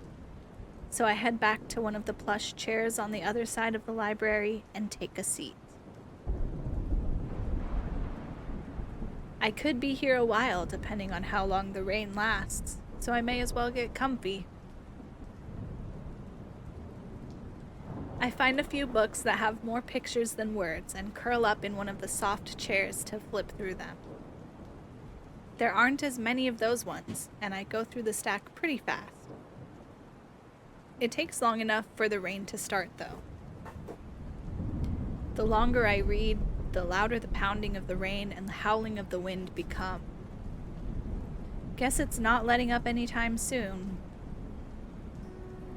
I can't complain, though. This library is pretty cozy by my usual standards. It's warm and safe, and nobody tells me to go away. I even have snacks. That's the vibe. I want that so bad. Are we not doing that right now? I want that every day. More than once, I get up and walk around the library again, even though I've got most of it memorized by now. Got it memorized. I take note of things like a child's stuffed toy that's lying on the floor in one section, or the thin blanket that's stuffed between a bookshelf and the wall. On my third or fourth trip around, I finally find something I'd been looking for. In one of the far corners, totally opposite from where I saw the reading girl earlier, there's a single chair and a small table. On the wall nearby is a portrait. The painting itself is of a girl with light brown hair, but I barely pay any attention to that. What I'm interested in is the frame. It's like the outline of the game. It's lovely. It looks like it might be made out of gold. It certainly shines like it. It's carved intricately into the shape of waves flowing up and down. It's gotta be worth something.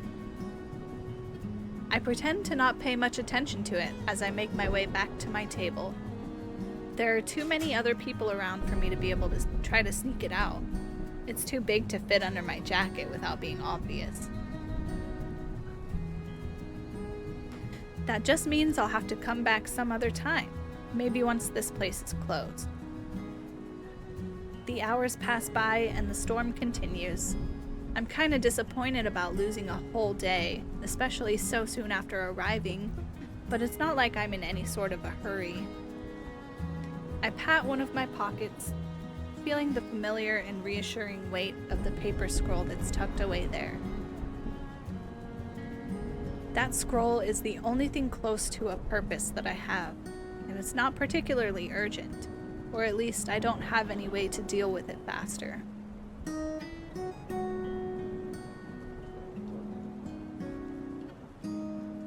I spend a long time reading. It's almost afternoon when I go and check the windows again, but the rough weather outside continues. At this rate, I'll be sleeping in a puddle of mud tonight. Unless... A quick check shows that a lot of the other library patrons have left.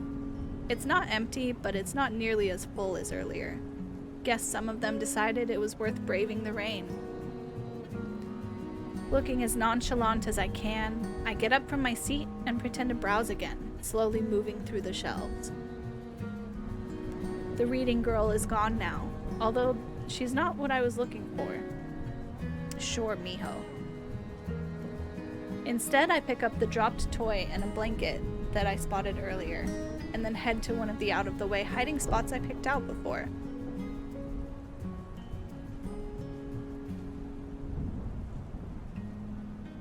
It's on the floor between a shelf and the wall, but has a bit of carpet to help make it softer.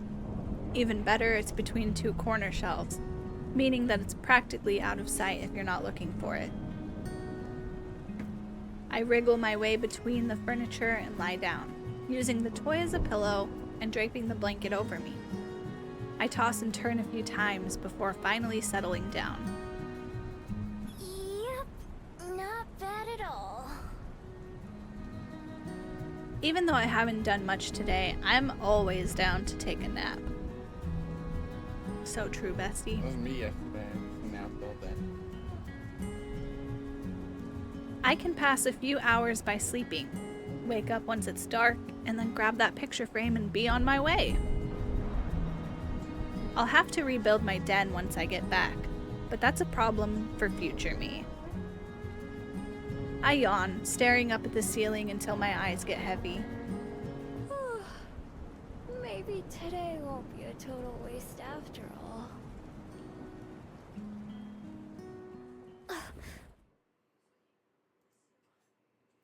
The soft sound of cloth rustling wakes me from a dreamless sleep. How did someone sneak up on me twice now? I don't know how long it's been. The sky outside has darkened significantly, and now stars twinkle outside the window. There's no time to react as the sound comes closer. I hear no footsteps, but suddenly a woman steps into view. Mommy? Another beautiful woman? Already? Her clothes are pure white, making her stand out like a ghost in the dark library. Her cape rustles again as she reaches towards one of the shelves. One of the shelves I'm hiding behind, to be precise. Gingerly, she moves 2 books to the side and then slides another book into the space she created. She handles them like precious treasures that might break if she's too rough.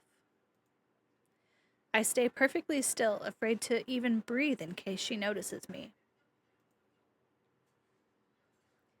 My heart beats wildly as she slowly and deliberately looks over the shelf, examining their titles before taking a book from the second lowest row. Through the gap she creates in the shelves, our eyes meet in the darkness. Oh no. Oh no. I tense up as she steps around the shelving between us to get a better look at me, preparing myself to leap away if the need arises. The carefully memorized layout of the library flashes through my mind as I frantically plot the best way to flee. Even as I prepare my escape, I can see her taking in everything about me: the stolen blanket, the makeshift pillow, my generally disheveled appearance.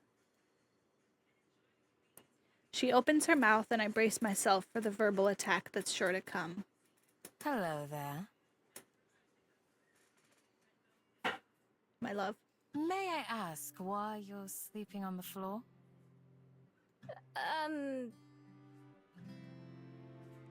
It doesn't matter what I say, just distract her enough to get away. I don't have anywhere else to sleep. I thought so.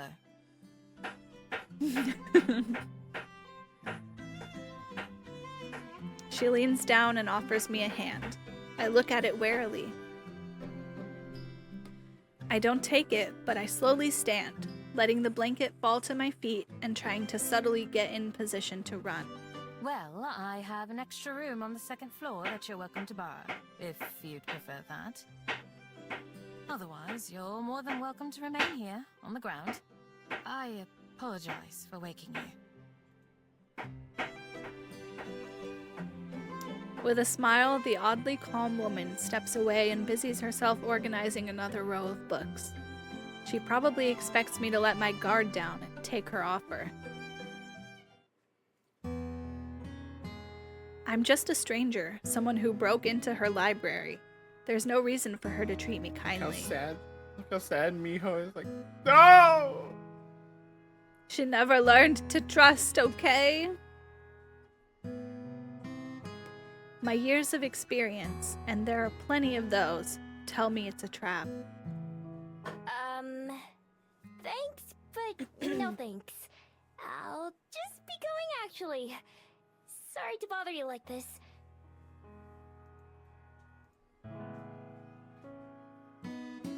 I hurry past her, shoulders tense, as I expect her to grab me or try to stop me. She doesn't, though.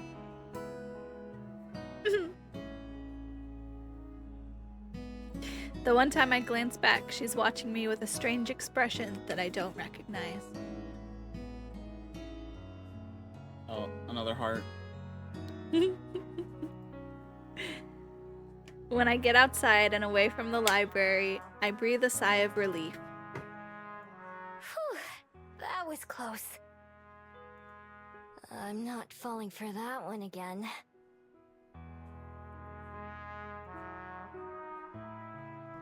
The last time I let someone feel sorry for me and accepted a place to stay, I woke up to them trying to empty my wallet. I may be a thief, but at least I do it honestly. I wouldn't try to trick someone like that. That wasn't the first time someone tried to fool me and take advantage of me either. How dare.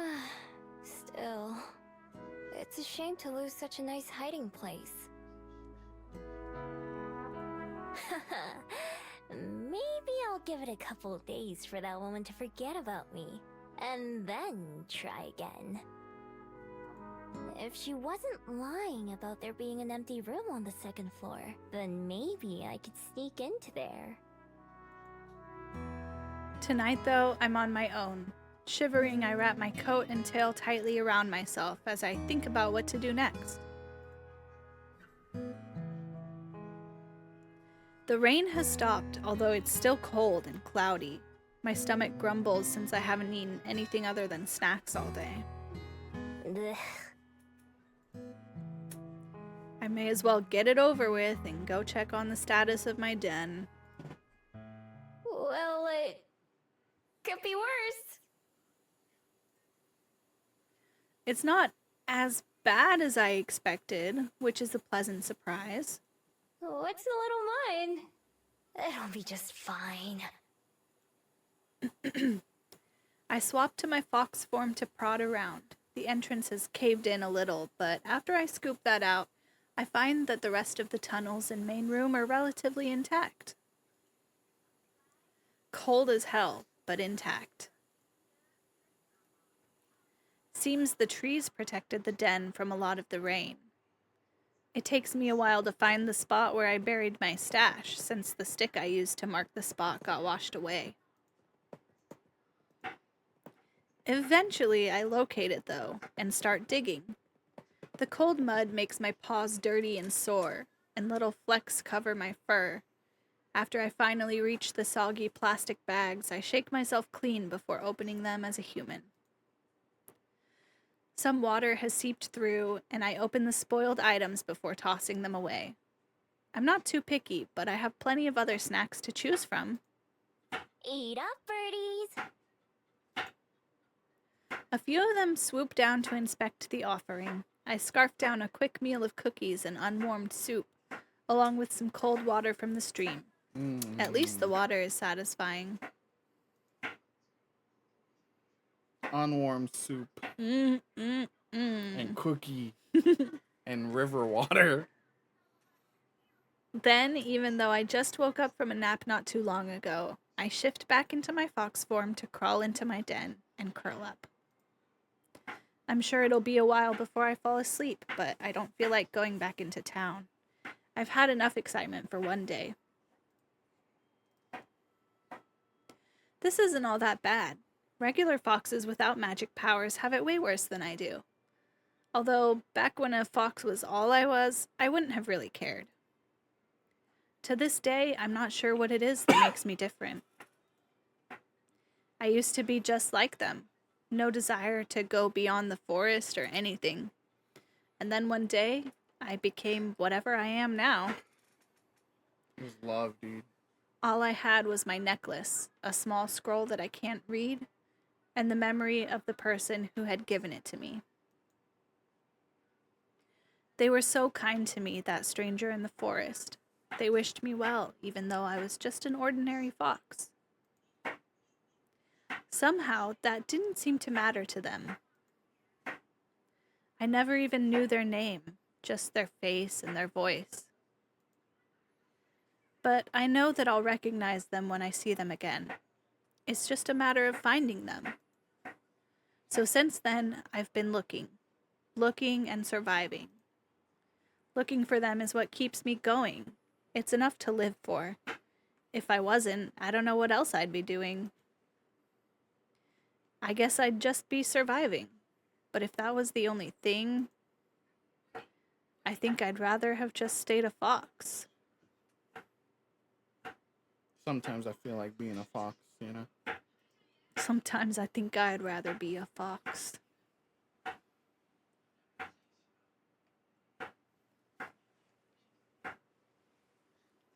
Standing outside my den in human form, I take stock of how things stand. The sun's thankfully out this morning, but everything remains damp from the ground to the muggy air itself. The chill on the breeze is the worst, making me shiver every time it hits me. The Bell House was pleasant when I visited a couple of days ago, so I decide to head down towards the main street and get a coffee there while working out my next moves. Coming to the door of the cafe, I pause and wipe my feet on the mat outside. The human fascination with surrounding themselves in concrete makes a little more sense as I work the mud off my feet.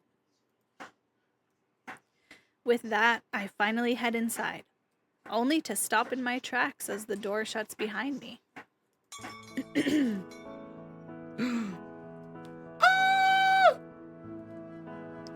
Standing behind the counter is the same girl who I saw reading in the library yesterday, talking with a customer as she takes their order. That gentle aura about her is unmistakable. The person in front of me finishes their order, and I step up to the counter. I love you. I mean, Good latte. morning. Welcome to the Bell House. She's here! What can I make for you today?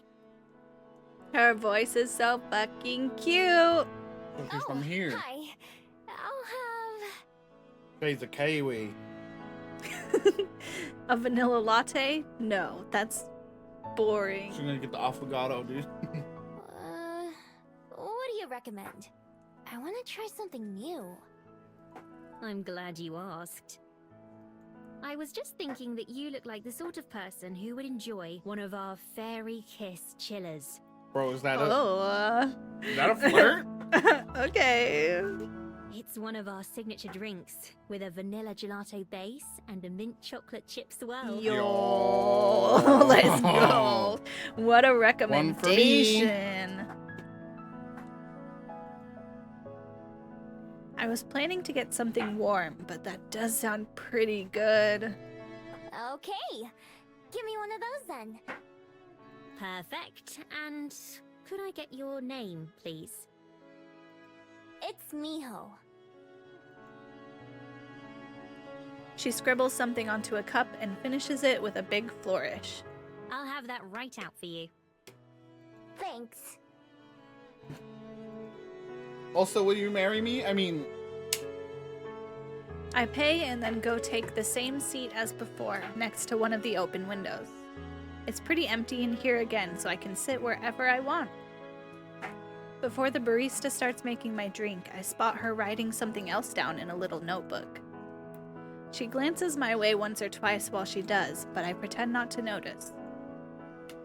I wonder what it is. The barista yesterday didn't write anything down. Anyway, I've got more important things on my mind. I mull over the plan which formed as I walked here, becoming increasingly happy with it. Tonight I've already decided I'm going to sneak back into that library. Between that picture frame and some of the other trinkets I saw, I should be able to pilfer enough to fund my next few days in Wellington. Finding somewhere to sell it should be the easy part. I've got a dozen excuses that I can recite about where the items came from. Dead grandma, spring cleaning, new renovations. Sometimes I try extra hard and pretend that the things I'm selling are really special to me, and earn a bit more cash that way. Sometimes I just take whatever they give me. After years of watching other humans do it and trying it out myself, I've gotten good at pawning items off. Look at her work! I find myself idly watching the barista make my drink. While I do, I practice a disarming smile. Me. All of her movements are quick and practiced, but she has that same faraway look in her eyes that I noticed yesterday. it's a Severance. Do you know how to look what is disarming, or what is? Do you know how to look comforting? And... Yeah. She looks up and our eyes meet. I don't look away, and she turns pink before ducking away behind a machine out of sight. Huh. Weird girl. You were staring at her, bro. I turn my head around to look around the cafe, and a butterfly outside catches my attention, so I watch that instead. She's still got that canine gene. Head empty, no thoughts. Ooh, butterfly. It flutters back and forth, landing on a flower and resting its wings. Trying to, and now that we've met a bunch of characters, I'm looking back at the key image, the key art. It's Miho smiling in between this character in the barista fit and the cloak wearing character. Yes, correct. Okay. The gang's all here.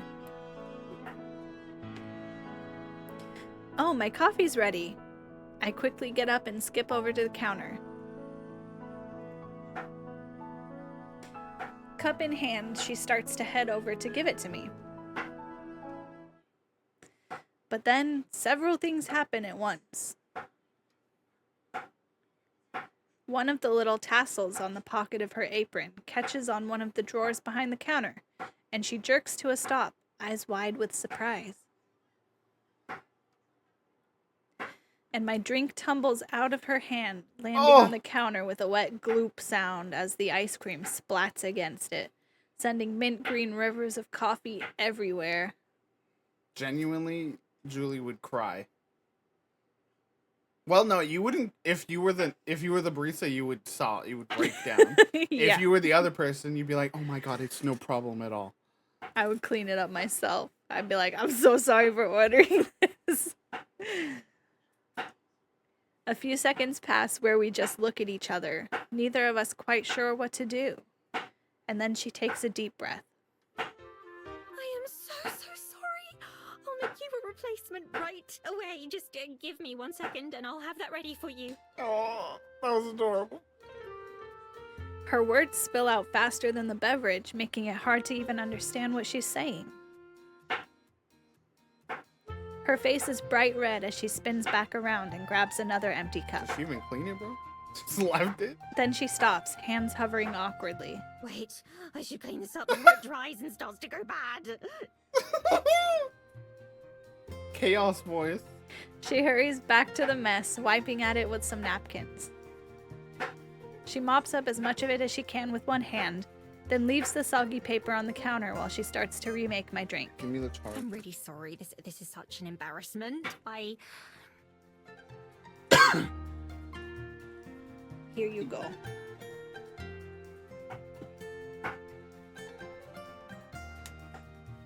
I don't even know if she's talking to me or to herself.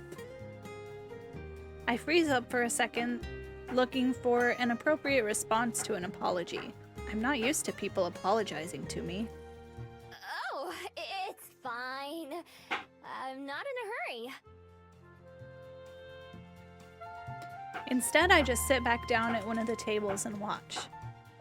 She makes the drink twice as fast and then carries it very slowly to the counter, setting it down in a clean spot. This time, she takes a deep breath before speaking, like she's afraid she's gonna mess that up too. Rangoon. All right, here's your drink. Back with Rangoon, Again. let's go! I'm very sorry. Oh, sorry. Welcome back from your walkies. What do I do with it? You can plug your phone in. We just had a cute spilled drink encounter. It's a very flustered Very barista. flustered. Very cute. And a locked eyes moment. Good things happening. Good things in life. Life's good right now, you know? This is your first time here, isn't it? I hope it doesn't leave a bad impression. Second, actually. Yesterday was the first time. How'd you know? I make an effort to remember as many of our customers as I can, as well as their favorite orders. I believe you can learn a lot about a person from how they drink their coffee. Well, that's too bad for her because she won't remember me at all next time. I take a big sip of the drink she made for me. It's creamy and rich and sweet all at the same time. Whoa, this is really good. The caffeine hitting. It's kind of like a milkshake, but not. But it's not like coffee either. Yes, exactly. I'm very glad that you like it. It's one of my favorite beverages that we serve. I like that it's all chill now. You like had this deeply. Oh my god, I'm so sorry. Oh my god, oh fuck, oh shit. And then now it's like, yeah, no, it's a great drink, huh? That's life. In fact, the recipe was my idea. Whoa, what a genius. Freaking genius. But no, if it was me, if I worked here and I did that, I would be like, okay, here you go. Please leave. I can't stand to look at you anymore. They should put you in charge of all the recipes. She smiles again. Seems like she's gotten over the crisis of the spilled drink already. Thank you. I'll make you another one of my favorites next time, if you'd like. Totally.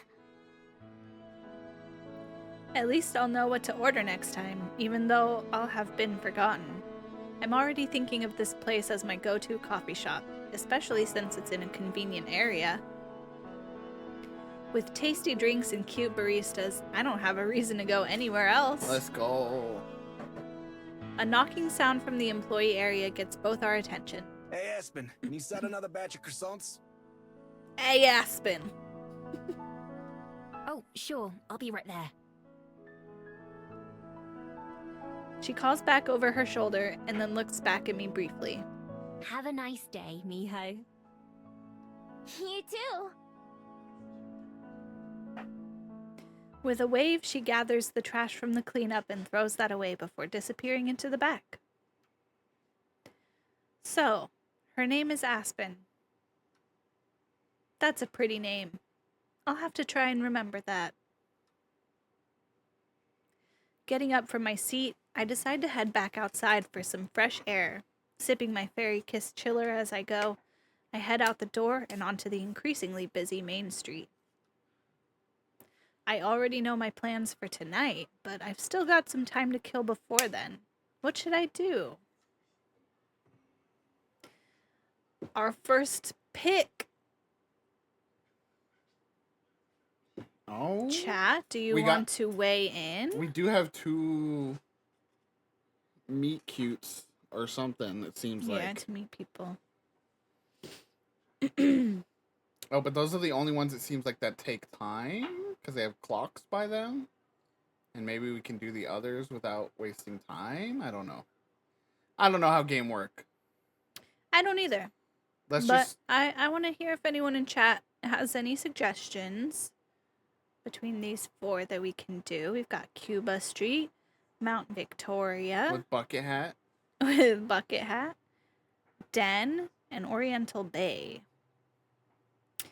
I think I was able to do all of these during the demo, too. I think I vaguely remember the people that we'll meet. Bucket Hat or Coconut Head? Yamatsu says Oriental Bay. Let's go. Oh, we've been here. It's not far from where I am to the beach, so I decide to head down there.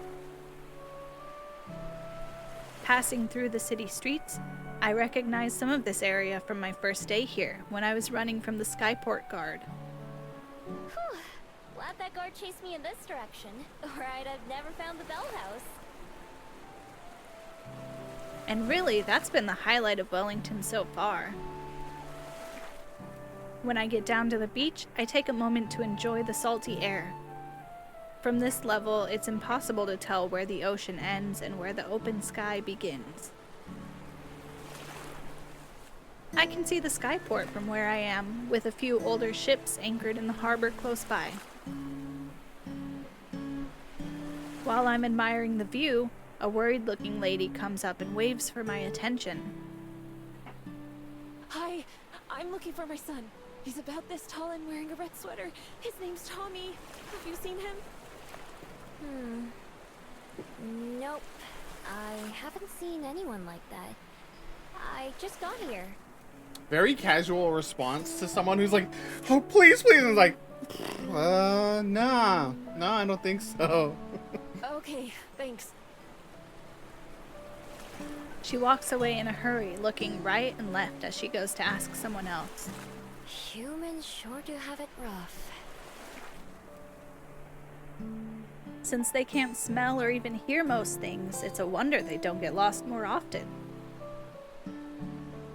I amble along the waterfront, watching all the people as I go. Like Cuba Street, there's a lot going on. Under a nearby bridge, a group of 3 mermaids are racing each other. Close to the bridge are a bunch of people fishing, with a stressed-looking guy running back and forth between them. Next to a boarded-up market stall and some big crates, I notice something weird. Whoa! There's a fabled with a big flower on their head that spins like a propeller. They're using it to drift in a small circle above something near the crates. Little cabbage boy. I have to check it out, of course. Nobody else pays any attention. I wander over and take a look. The fabled stops spinning as I approach and gives me a helpless look, but doesn't say anything. On the other side of the crates, out of sight from the path, there's a little boy sitting on the ground with his back to one of the wooden boxes. Are you Tommy?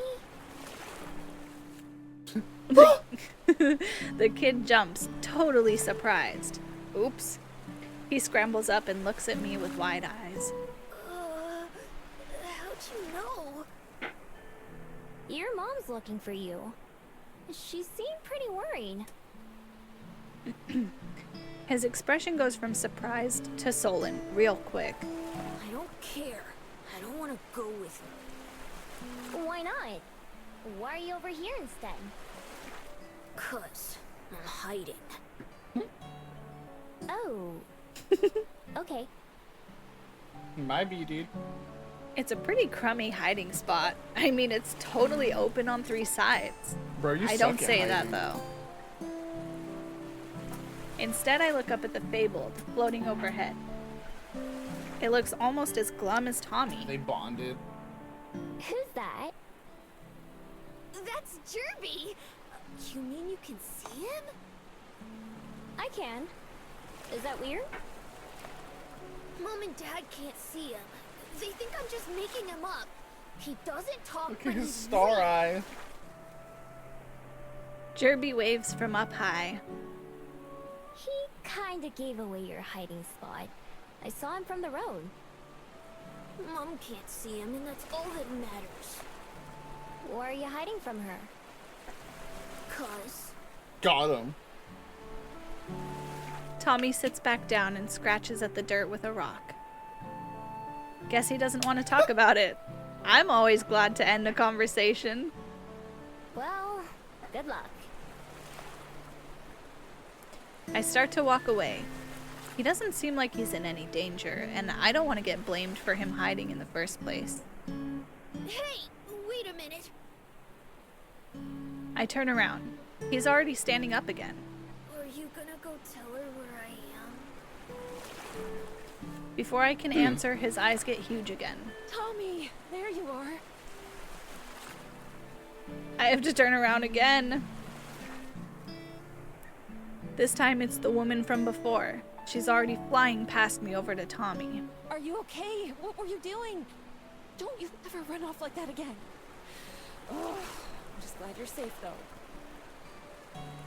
Her voice goes up and down between relieved and angry. She has Tommy in a tight hug, but he's just staring forward grumpily. Jerby is flying in distressed circles again. Jerby!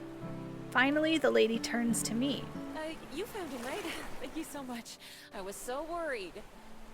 No problem. I didn't really do anything. I did find him, but so did she. Guess she's not thinking much about it. Come on, Tommy, let's go home. We'll talk about this there. No, I'm not going. That's not home. Tommy. My ears flinch as he yells. He stamps his foot on the ground to make his point. Tommy. New marriage or Honestly. something? Home is where it's you, me, and Dad. Not that apartment. That's still your home, too. But this, it's like your second home now. No, it isn't. Not without you, it's not. Jesus.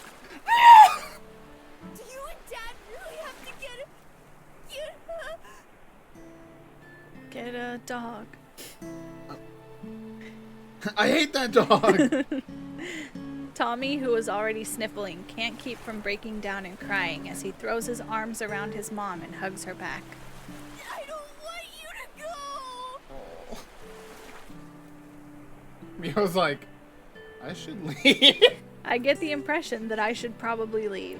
Normally I'm happy to be nosy and listen in on things, but right now seems kind of awkward.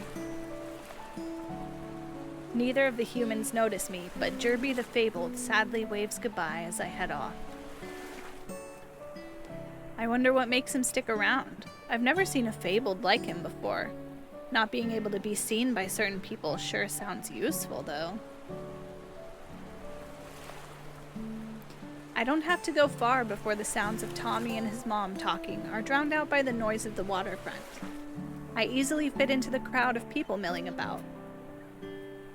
Being able to live a life that no one notices is close enough to being invisible. I'm pretty lucky that I don't ever have to have those kinds of tearful conversations or panic about someone missing. Chekhov's warning. I don't have to worry about that. Also, in my head, Miho said, "This is kind of cringe, so I'm gonna go." Exactly. No, being part of the crowd is just perfect for me. I stand at the concrete and admire the ocean until I've had my fill, and then I start wandering again.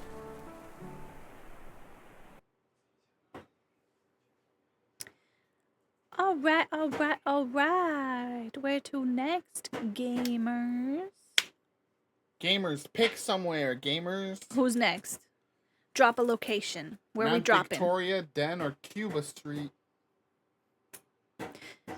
Cuba Street. Thank you, cat. Gay Street.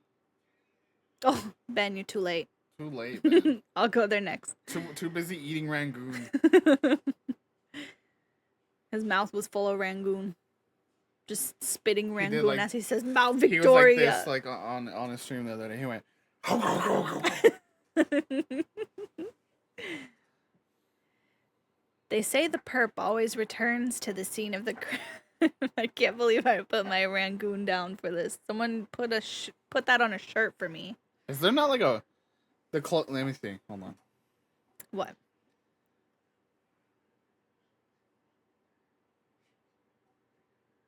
Just continue. What are you doing? So I head back to the main streets. By the looks of it, the store I swiped from is the same as always. The person sweeping the front of the store doesn't even seem a little bit stressed. This is the closest to a Rangoon for me that I can do right now. Not very close. It's the closest. Not very close. It's just fried. Fried food.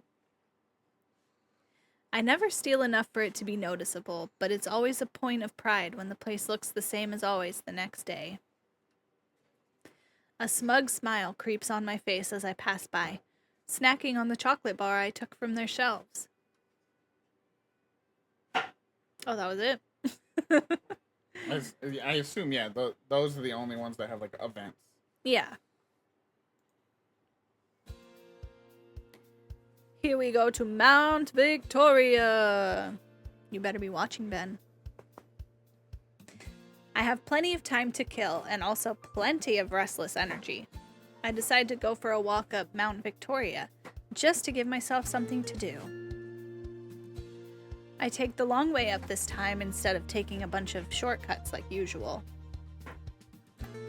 It winds through neighborhoods and then back out again, with only the occasional car passing by on the street. Compared to some of the other cities I've been in lately, the air here is a lot cleaner, and the smell of nature shines through. It can't compare to being out in the wild for real, of course, but it's nice to not be choking on exhaust fumes everywhere I go. The houses are weird though. Many of them sit up on tall lakes, like giant bugs with windows for eyes. More people seem to be coming down the mountain than going up it. Lots of them zip past on bikes or skateboards, while others are jogging or just walking. This path is longer than I thought. About halfway Bucket up or hat. so, there's a wooden bench just off the sidewalk. It's occupied by a man with dark hair and big sunglasses. Weird bucket hat with no top. Is that normal? They have those. As I'm about to pass by, he waves. Well, hello, miss. Nice evening for a walk, eh? Who are you? Huh? Is he talking to me? He must be, because there's no one else nearby. Chatting's usually not my thing, but for the moment, I appreciate the distraction.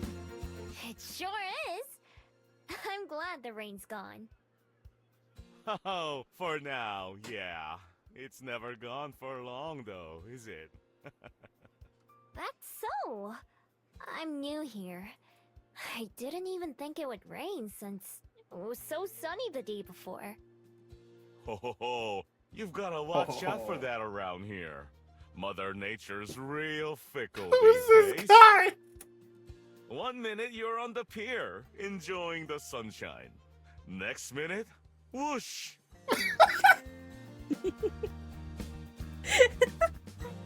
Look at his frown. He makes a whoosh sound with his breath and a wavy motion with his hand. No, this is Mount Victoria. Cuba Street had like nothing going on. Yeah, Cuba Street was where we just like reminisced on the store that we Stealing. stole from and smirked The about it. mountain has got some weirdo over here. You always meet someone too chatty while you're on a hike. You know? Whoosh!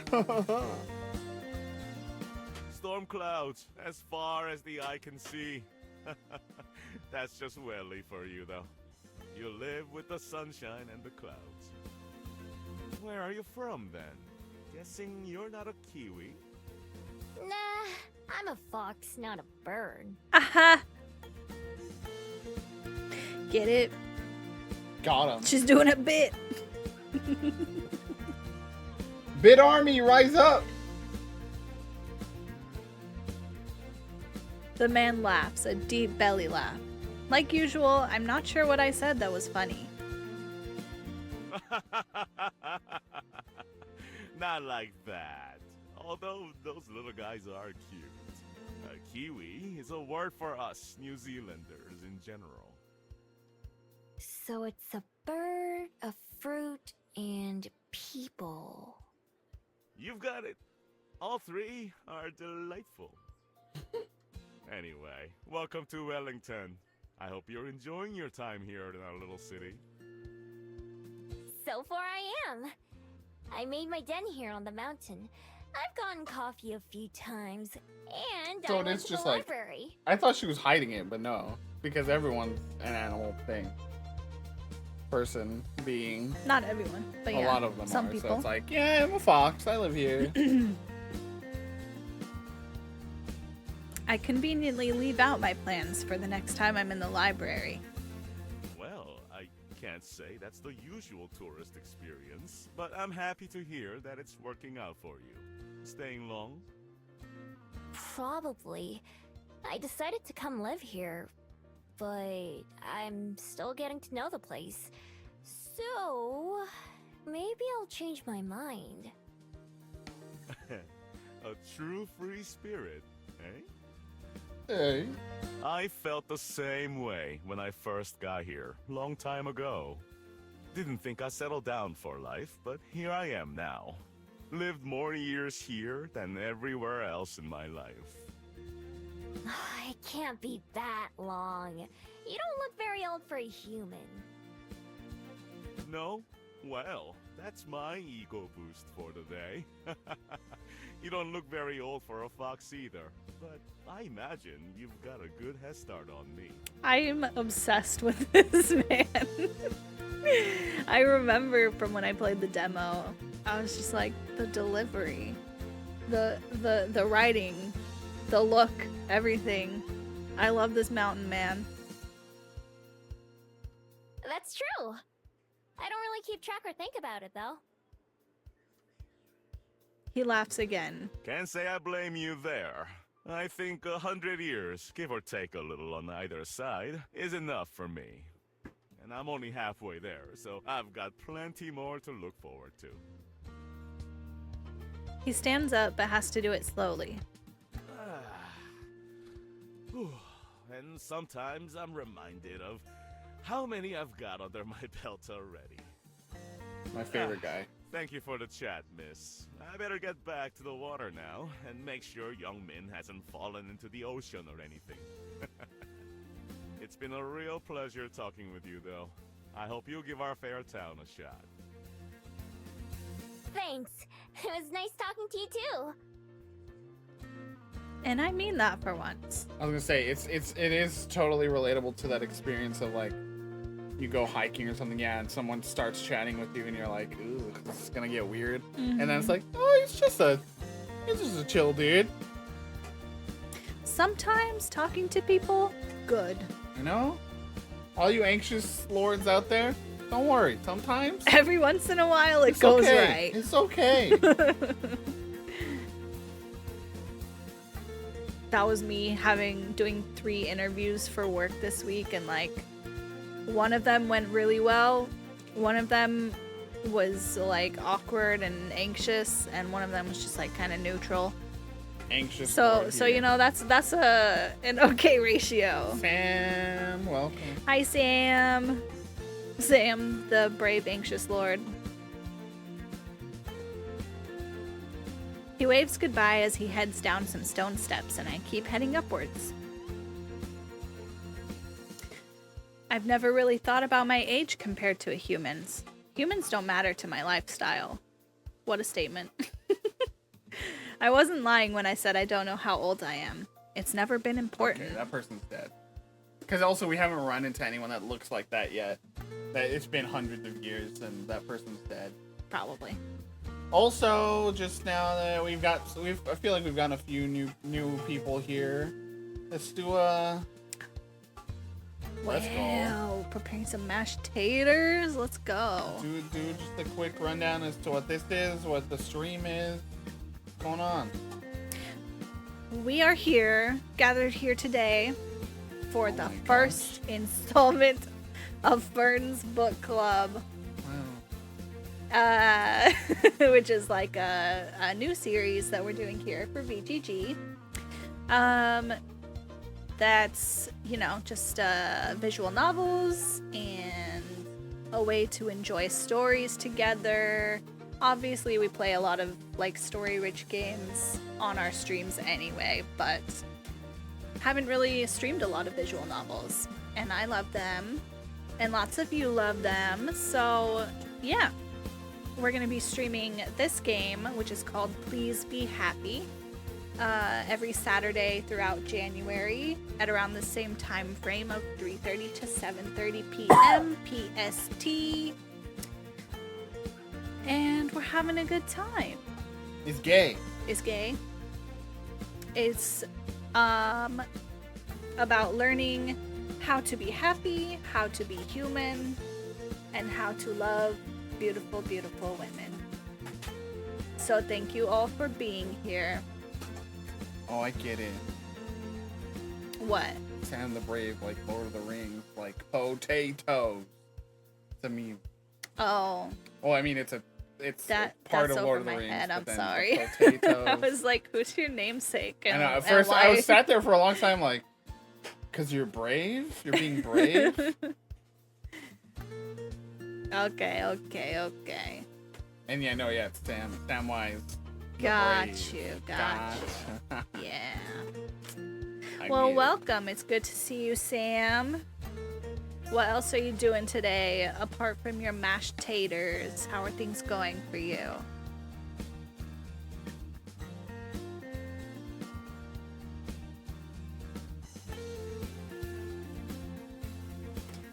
Places, relationships, memories, they just tie people down. I want to be everywhere. When I reach the top of the mountain, I take a deep breath out of the crisp air. Wind blows my hair in every direction, and I can't keep it out of my face. The wind is wild and goes where it wants. It doesn't answer to anyone. That's how I've lived my life, too. A free spirit, that's what the man called me, and I like the sound of it. I can see the smudges of a few people down by the beach and on the pier. Is one of them the man I just met? There's no way to know. I feel that, Sam. Absolutely, surviving one day at a time. I'm glad to hear that you're keeping on. making mashed taters to spice up your life. From up here, they're just tiny little blips, impossible to tell apart from each other. Once I've had my fill of the view, it's time to get on the way again. I turn my back on the people and start making my way down once more. There's something about an old man calling you a free spirit that's like either gonna be very cool and chill or weird. Absolutely true. No in between. All right, gamers, we're going back to the library to try to sneak in. You're one of them free spirits. I bet you're woke. When the moon is high in the sky, I decide it's time. This is the perfect kind of night for me. There's not much wind, meaning I'll be able to hear or smell anyone approaching. It's a little cloudy too, which gives me some cover from the moonlight. Yes, old man, I am a woke communist. I'm keeping myself from saying a quote.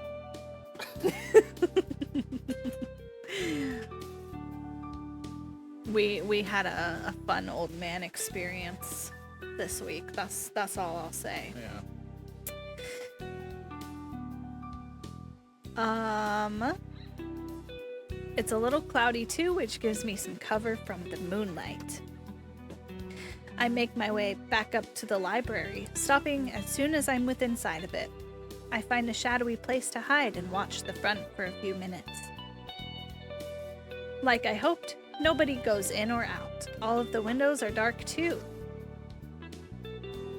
I slowly creep up towards the entrance, ready to transform and flee if I have to. Nothing happens. No one tries to stop me. I peek into one of the windows. It's dark inside, and I can't see anyone at all. Perfect. I move around to the back side of the building and check those windows too. Same thing, it's dark and empty. This is gonna be too easy. My guess is it won't be. Also, I don't get it, okay? Famously on this channel, on the hour, every hour, I have to pee. Yes. Now that you're not exactly, streaming, I've been sitting right here. I haven't had to pee this whole time. We're 3 hours in. And you drank a hot chalky. And a nog and a nog. And I'm drinking water. Like what? It's just something about streaming. Makes you gotta pee. Oh, thanks, Sam. Sam's like, challenge accepted. Sam wants you to flush it out.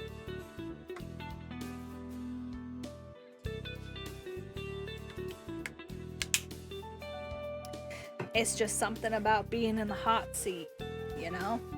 But you haven't had to pee? Well, yes, I'm not you. Had to make sure you really had water. They don't believe you. It's just vodka. As if we buy vodka ever.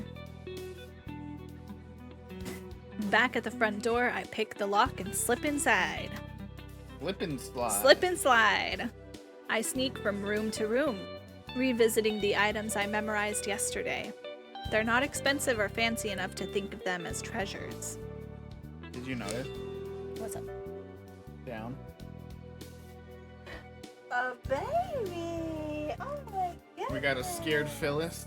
Got a stowaway hiding under the chair.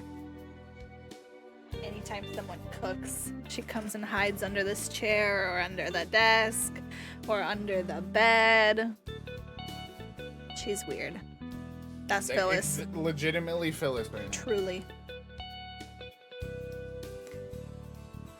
I end up leaving a lot of them alone, since I don't want to carry too much with me. The rest go into my coat pockets. Finally, I end up back at the painting in the corner, the piece that started this whole plan. I have to set a couple things down on the floor, because the painting needs both hands for me to lift it. I want Persona music to start playing. It's heavier than it looks, though it's not very big. That's probably a good sign for how much it'll be worth. Wiggle, wiggle, wiggle. I have to jiggle it a couple times to get it off the hook, but I manage. Is there no, like, security cameras in this world? Tucking the painting under one arm, I pick up the other goods from the floor. This should be enough for one night. Best to get in and out quick. I start to head back for the front door where I came in. I'm gonna get confronted. Uh-oh. Before I get there, Bro. light floods the room. Miho's gonna feel even worse when the person who offered, you know, a nice thing is gonna catch them stealing just days later. Oh my god, Miho. But that's the thing, though, is no one is supposed to remember her after, like, a day. Remember? That's why she came back. Oh, I forgot that was a thing. It's part of her magic. Ah, that's why she was, like, sad in a way that, like, the cute girl's not gonna remember her, but... Gotcha. My heart starts to race as I immediately prepare to run. Now comes the Persona music. A quick glance over my shoulder shows the woman from last night standing at the top of the stairs. Look at that anger. Her eyes are glowing blue with anger. She takes a step forward, not seeming to touch the stairs. Leave that painting alone. I've got to get out of here now. Throwing caution to the wind, I clutch my spoils tight and charge for the door, trying to make myself as small a target as possible. The painting is too big for me to transform and still hold on to it, so I've got to do this on two legs. Stop, please. Oh, it's fucked up, Miho. I don't stop. Just like my arrival here with the guards at the skyport, the thrill of being chased has already taken over. Can't tell there's, like, pain in this person's voice right now. It's exciting and scary at the same time, but either way, it spurs me to move faster. Using my shoulder, I crash out the front door and into the night. I run as quickly as I can, keeping an eye out for patches of slick mud or puddles of water. The path I take goes far past Mount Victoria and my den, ending up in a small residential area. I stash the painting under a parked car and then take my fox form and crawl under a house, upsetting a mean gray cat who was already hiding there. It makes a low growling sound and I glare at it, desperately willing it to be silent before it gives away my position. I growl back as best I can, and that seems to scare it into shutting up. I'm not sure if I was being followed or not, but I don't want to take any chances. After 10 minutes or so, I climb out, pick up my loot, and sneak back towards my den. This is messed up. Dude. Now that the excitement has worn off, I just can't keep a smile off my face. There's nothing more satisfying than pulling off a heist, even one as easy as this. Other thieves I've heard about must have had it rough. Having to stake out a place for a long time, trying really hard not to get caught, and making sure not to be seen. I've never done much planning, I just do whatever feels right. My ability to transform makes it pretty hard to catch me. Although I have had to leave behind the stuff I was taking once or twice. Fox spirit privilege, dude. And honestly, it would get boring if I never got caught and had to run. My good mood lasts me all the way home, and then disappears completely when I see who's waiting for me. Da da da! The woman in white. Just standing there like, hey, that was pretty fucked up. Give me my fucking painting. She stands just outside my den, looking like she doesn't care at all about the cold or the mud. In fact, her perfect clothes don't seem to get dirty at all. With her back turned to me, she's staring up at the moon, but she faces me as I approach. She has that same calm presence as when I first saw her, but I can see a mournful look in her eyes, which have gone back to brown instead of furious blue. My heart quickens, almost suffocatingly, as she watches me intently. I know how quickly calm can turn into anger. I should run, but I can't look away. She's too hot. So true. How did you find me here? Before I even got back? A friend of mine told me you might be found here. Her voice is soft and warm, unlike the way she shouted back at the library. A friend. But who? Don't bet. I wasn't followed, I'm sure of that much. With the shock of being found wearing off, the realization I'll need to find a new place to stay sets in. After all that work, too. I apologize for showing up uninvited. I'm here to ask that you please return that painting to me. You may keep the frame if you like, Oh. but the painting itself is It's like, very dear to me. I get it. Just give me the thing I want, bro.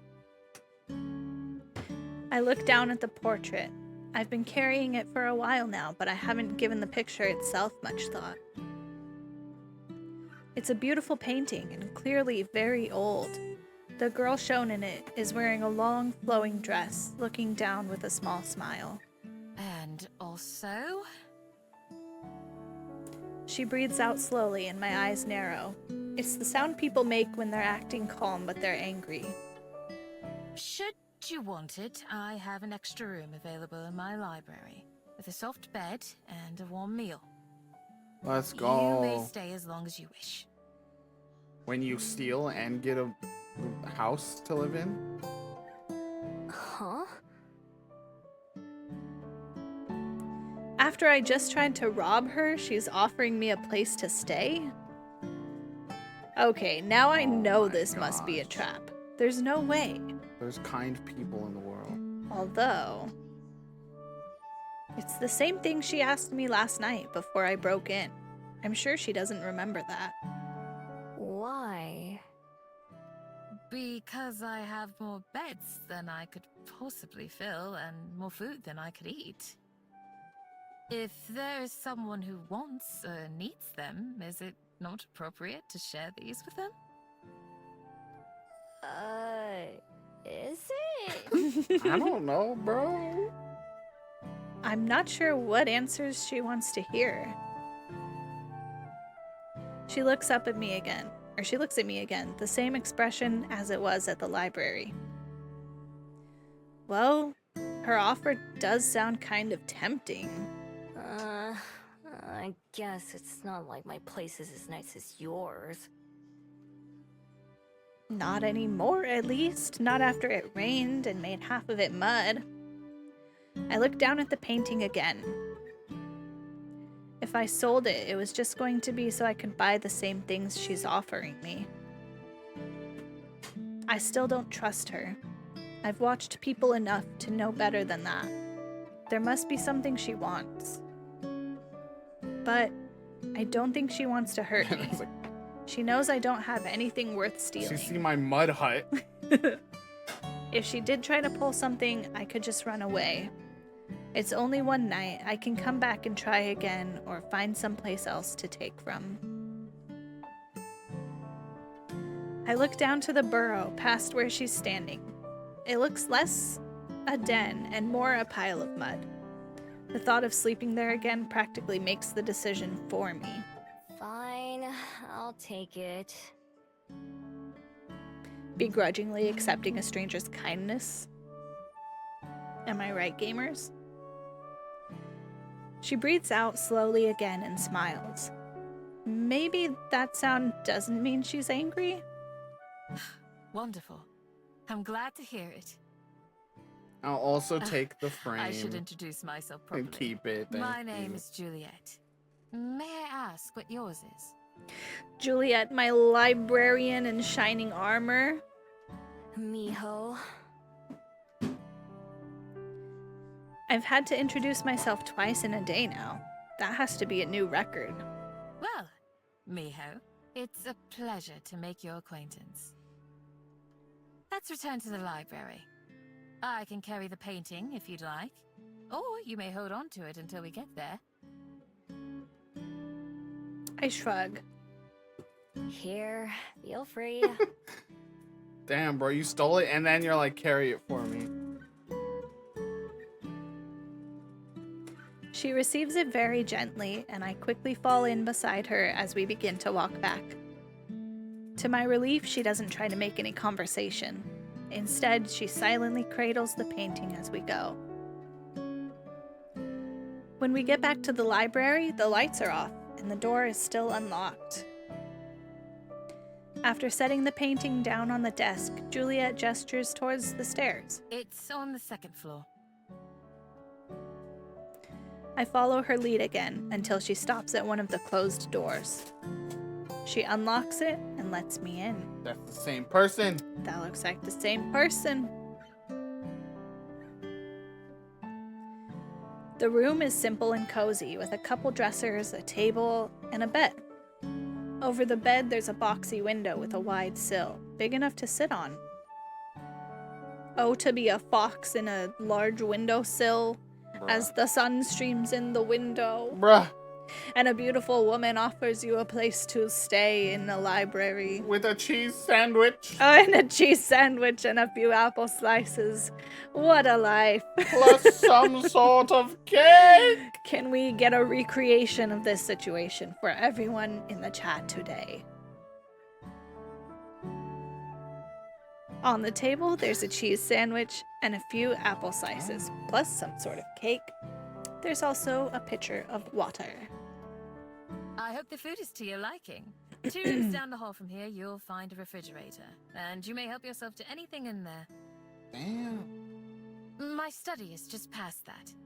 If you need anything, don't hesitate to come find me.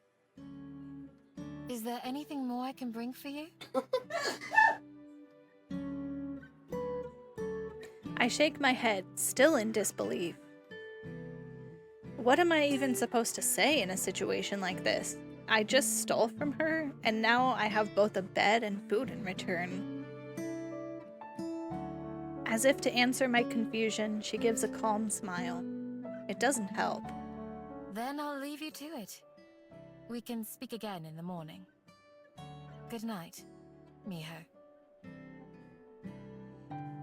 The door shuts behind her, and I expect to hear Juliet lock it. But when I try the knob after giving her a few moments, the door opens quietly into the dark hall. Juliet's nowhere to be seen. I pull the door back shut behind me and inspect the room, looking for any hidden threats. I also check the food, sniffing it to make sure there's no poison or anything. If there is, I can't smell it, and so I dig in instead. Fuck it. I'm hungry. There's a 80% chance this cheese sandwich isn't poison. Let's go. Okay, I have a pitch. What's Since your it seems like pitch? we're heading towards a potential like good break spot. Okay. With safety under our arms. We're about to hit 7. Okay. And we're about to hit like a good potential cutoff spot. Do you want to switch to your other thing for the last half hour of the first book club? As a promo for what's to come on the site. Or no? Sure, but we were gonna go till 7:30 with this, no? Yeah, that's what I'm saying. So, it hit 7, and then for the last half hour...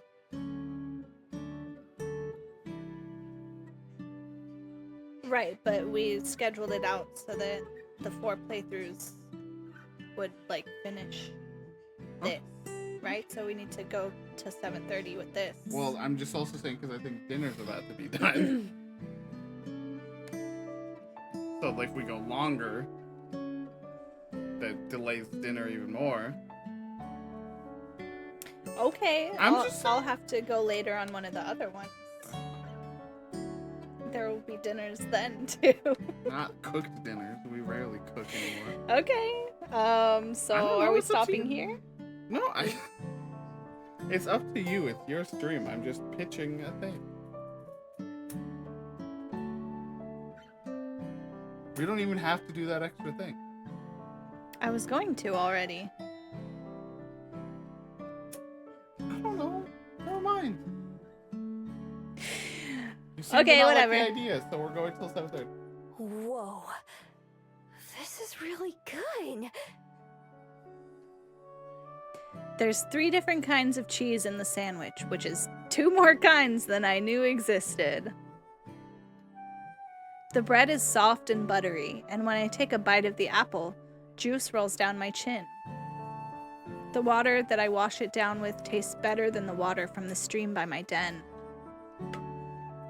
When I'm done eating, I climb into bed, still feeling overwhelmed. More specifically, not knowing how to feel. Part of me fears that I've made some gigantic mistake, and that I'll wake up in danger, if I ever wake up at all.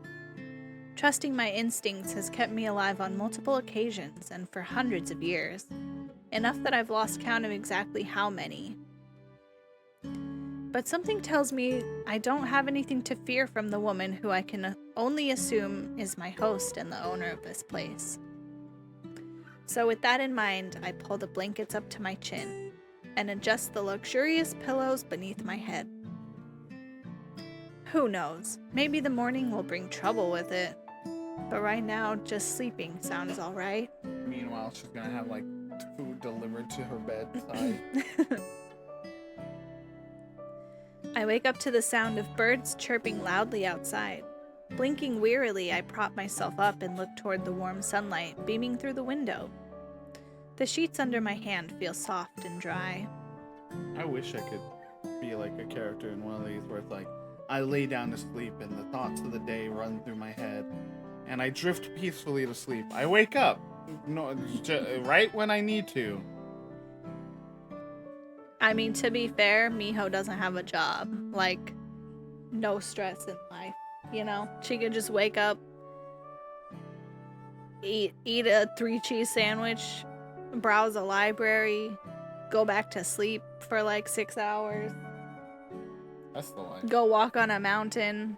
It's the life I want for myself. It's the life we all deserve. And yet, here we are. My hand goes to my neck, taking in the smooth familiarity of my It's necklace. still here. If someone was going to rob me, that's the only thing I have that would seem valuable. I sit up and look around. It doesn't look like anyone came in while I was asleep. Maybe I really am safe here. I wonder if Juliet's friend was the scent I noticed outside my den on the first morning.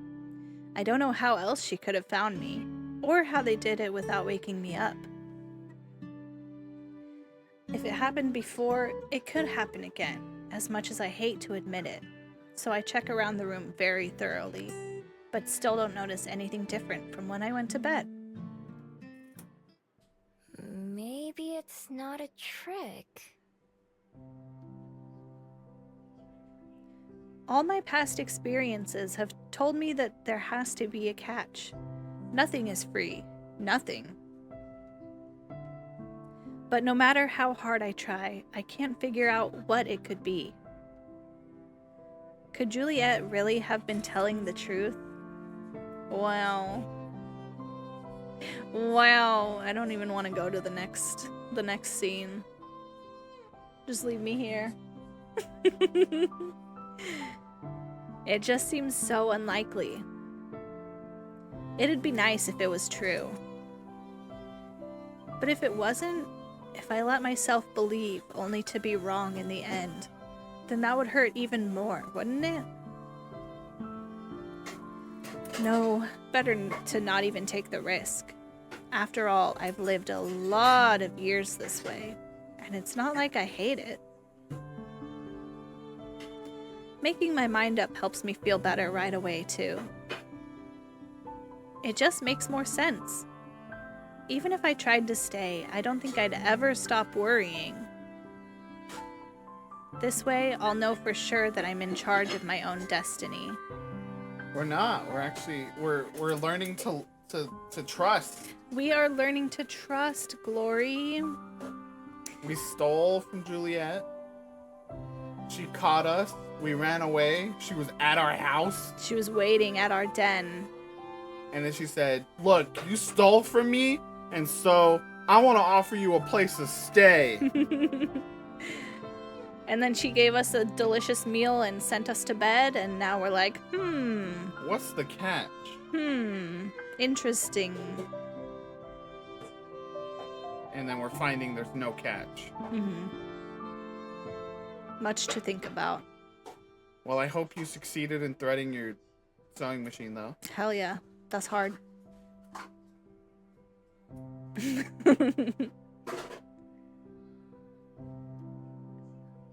Now that I know this room is unoccupied, I might be able to sneak back in sometimes when I need a place to stay.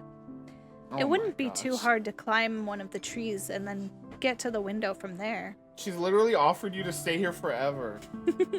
Oh, I guess she's like, she won't remember me. Yeah. She won't remember the blah, blah, blah.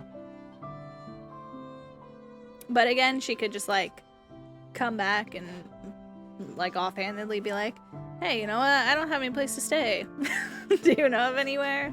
And then, again, Juliet would be like, hey, you know, I have a lot of rooms here. You did, and it's extra hard because it's a vintage machine? Let's go. So skilled. I take one last look around. For just a night, it was a nice what if. Then I head downstairs and out the door without speaking a word to anyone. Marvel's what if? Yes. It's another nice day, the same as when I first arrived in Wellington. Warm sun and blue skies with just a hint of clouds. Question, teacher. Yes. Is beef Wellington? Named after Wellington? Yeah. Probably. It's a New Zealand thing? It seems like it could be. I'm gonna look You it can up. look it up. I feel like that sounds true. Thank you, teacher. Why else would they have called it that? Was there like a guy named Wellington? And he loved beef?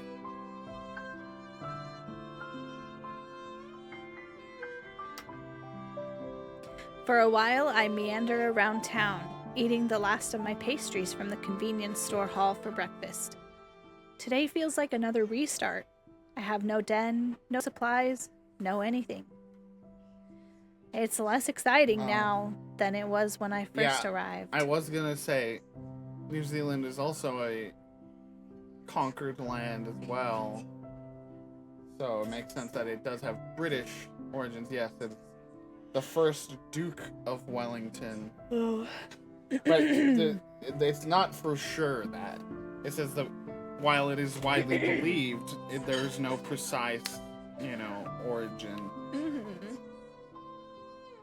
No definite connection found between the Duke and the dish. Whoa. Is what the wiki says. That sounds like a good romance novel title. The Duke, and the Dish. The Dish. It's like they're a rumor magazine writer. The Duke and the Dish. I love it. Let's get to work on it. Next bestseller.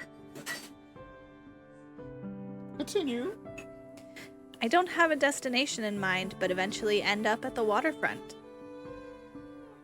There's an airship over the bay, descending closer towards the skyport.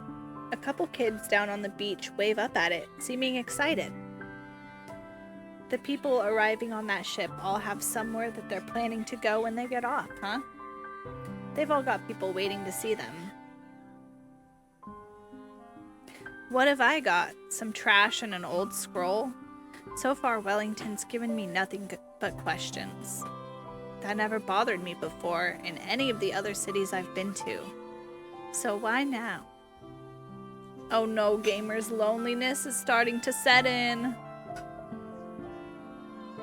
Guess that's another question for the pile. I push myself off the railing and head back into town. I go through the motions of scouting for somewhere to rebuild my den, but my heart really isn't in it.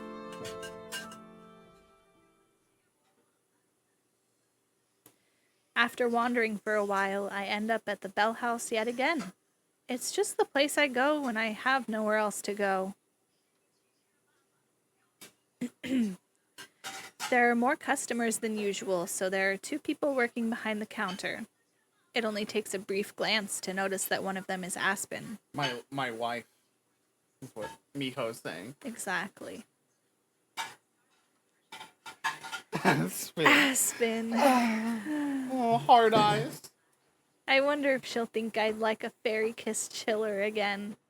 Or maybe I'll make a different sort of first impression today. Or she's gonna shock the world and go, "Welcome back," and she's gonna be like, "Huh?" The line moves pretty quickly. It helps that Aspen doesn't spill anything this time. Dang, roasted. Roasted. Okay, Miho.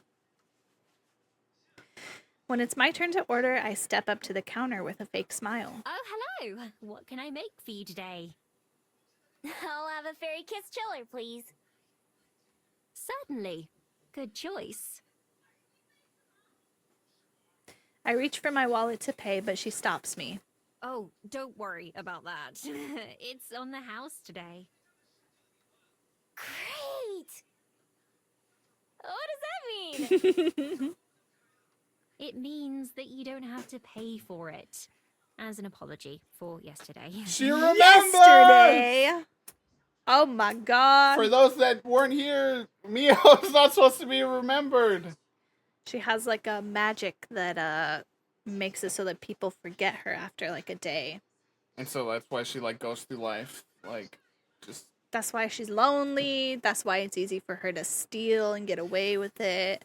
Stuff like that. Yesterday. Why does that sound so strange? I nearly miss her talking, my mind having tripped over the word. She reaches for a cup, the pen already in her hand. She's like, what does that mean? And that's for Miho, right? For Miho? My name? Shocking. She remembers my name. My heart begins to race wildly. She's like shaking. My body reacting just as strongly as my mind. Aspen frowns, clearly noticing that something's off. My head's in too much of a daze to deal with it, though. Did I do something, bro? You good? It is Miho, right? She checks the notebook on the counter, brow furrowing deeply as her finger slowly moves down the page and taps on one of the lines. What do I say? How do I explain? That for the first time in my life, for the first time in hundreds of years, somebody's remembered my name? It's not supposed to be like this. I'm supposed to be forgotten. Well, there you go. That confirms that person's dead. First time in hundreds of years, so it has been alive for hundreds of years. Yeah. I'm supposed to be forgotten. I cry. Every time, without fail. It's my armor. It's my life. I take a step backwards. I have to run, have to get out of here. I have to get away. But where to? I've just been running. And I don't have anywhere else to run to. But I don't have any other choice. Without a plan or destination, I turn on my heel and bolt outside, not daring to look back. Montoy frown.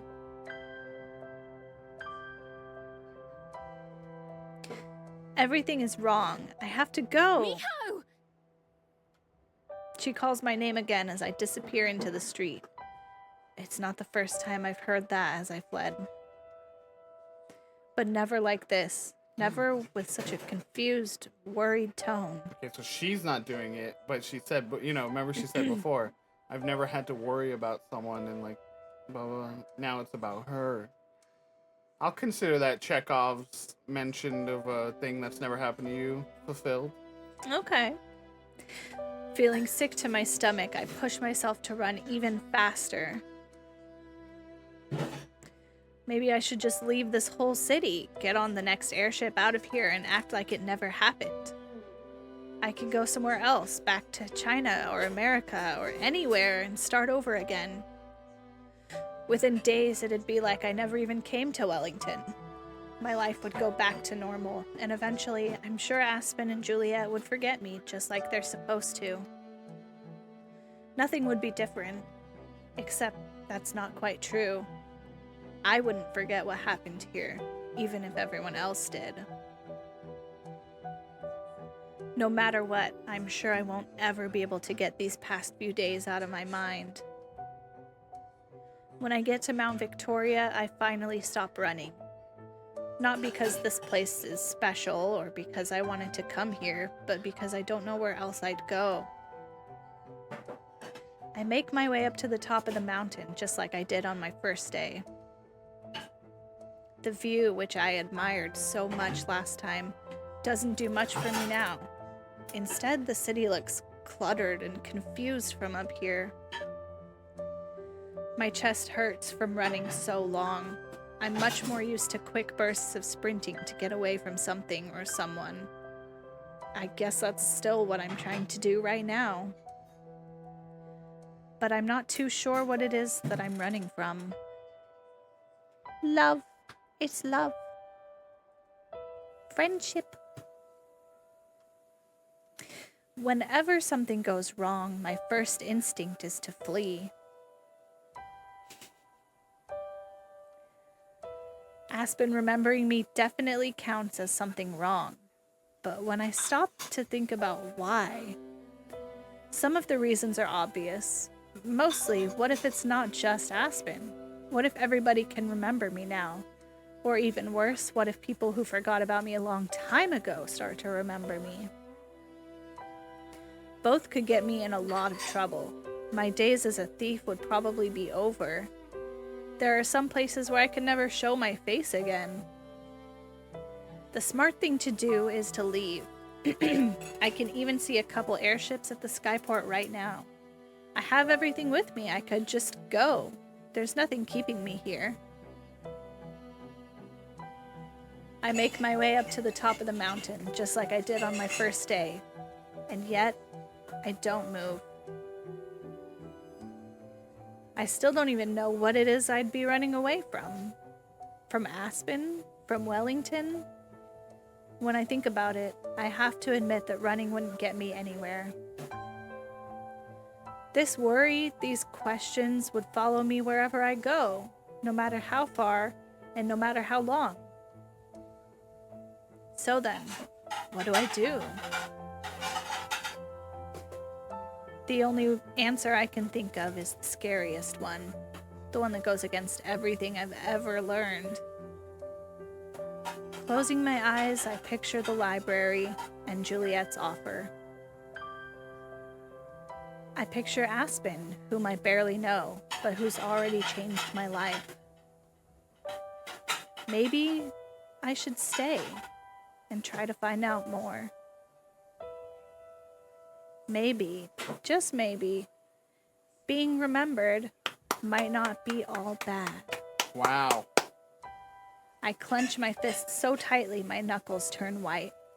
The urge to turn tail and head for the skyport is so strong. It's almost like a magnet pulling me there. Don't worry, Ben, I got you. To turn what? What? Ben was doing that tail thing earlier. Oh. To turn what? I resist it, though. Slowly, I walk back down the mountain, making my way to the library. I'm not sure what to say when I get there. I explain everything to Juliet and hope she'll let me stay in that room again. I don't even need the room. I could rebuild my den and hide out there, maybe in a new spot, one that Juliet doesn't know about. Not having to worry about the weather or other animals would be nice, though. Hi, Phyllis. There's no telling if Juliet will remember me too. If not, it might be easier to pretend this is my first time visiting and just ask if there's anywhere I could stay. Even though I'm not moving very fast, I still don't feel ready for this conversation by the time I reach the library's entrance. It's only been an hour or so since I left the Bell House, so it's not late enough for the library to be closed. The usual stream of people flows in and out the doors. Okay, I can do this. I stand off to the side of the entrance, preparing myself as people pass to and fro. My heart is racing the same way it does during a tense break-in. This city Maybe is, even harder. this city is gay, Sam. Yes, there's pride flags in like most of the outdoor scenes that we've been in. There's some by the bay. In the photo for Cuba Street, they make it look like the street is like rainbow. Phyllis, you're so cute. Get up and stretch. Everyone tell Phyllis good stretch. She's up and about. She's getting brave. Staving off that anxiety. Yeah, good stretch. Oh, nice. There's a place in there's a part of Cuba Street called the Rainbow Crossing.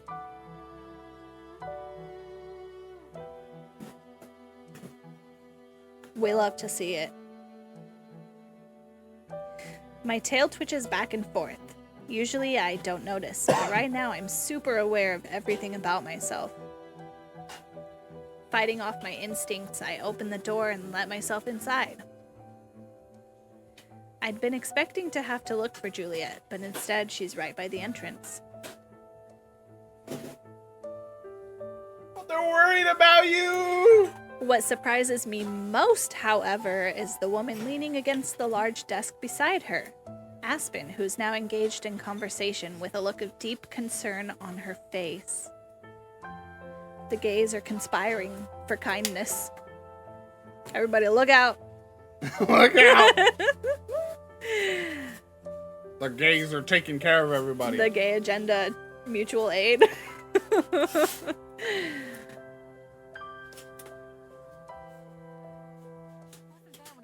Bedroom. I wish she would have spoken to me first, at least. I barely catch the end of Juliet's sentence. She notices me only moments after I spot her, and for a second her mouth forms a perfect surprise. I just noticed Aspen's cute little hat. I know! I'm going to die. It's like a little beret. Juliet? What are you... See, I was like, oh!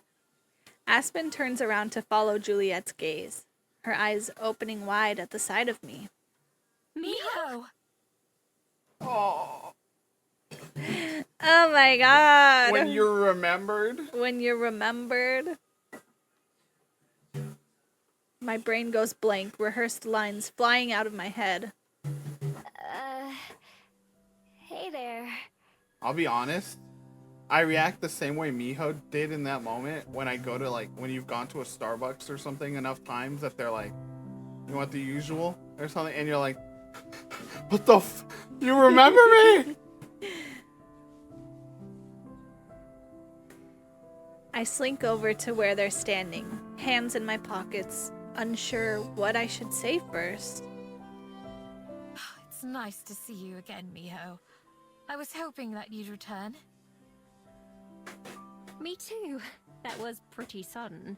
I worked extra hard on that drink for you, you know. I freeze, looking for the words. Aspen's expression softens in concern. Miho? All right, the drink. I'm sorry. Well, I ended up drinking it myself, so I suppose I can't complain too much. Let's go. She put love into the drink. And then drank it up. And then drank it. And it was a love potion. She's in love with herself! She laughs and I can't stop myself from blurting out my next words. You seem different. I'm sorry? What? Like, less polite. Well, I'm not at work anymore, am I? What am I even saying? What was I planning on saying again? Will you be staying for a while, Miho? If so, we can continue this conversation in the dining room. It's a bit more private there. So could it be that Aspen is the bat? No. The look in your face says no. Have you not been paying attention? Is it just Juliet's the bat? I'm pretty sure Juliet is the big bat. Remember the one that was like making a lot of noise? Yeah. And then the one she has like a friend that's like a regular bat. A friend. Like she can communicate with other bats. That's the one that was like scoping her. It was just scoping out it was Miho just a regular and, bat. Yeah. Oh, okay. And the one that like told Juliet where to find her when she stole the painting. I thought they were just when I said that I was saying like, are they both bats? I don't think so. Maybe.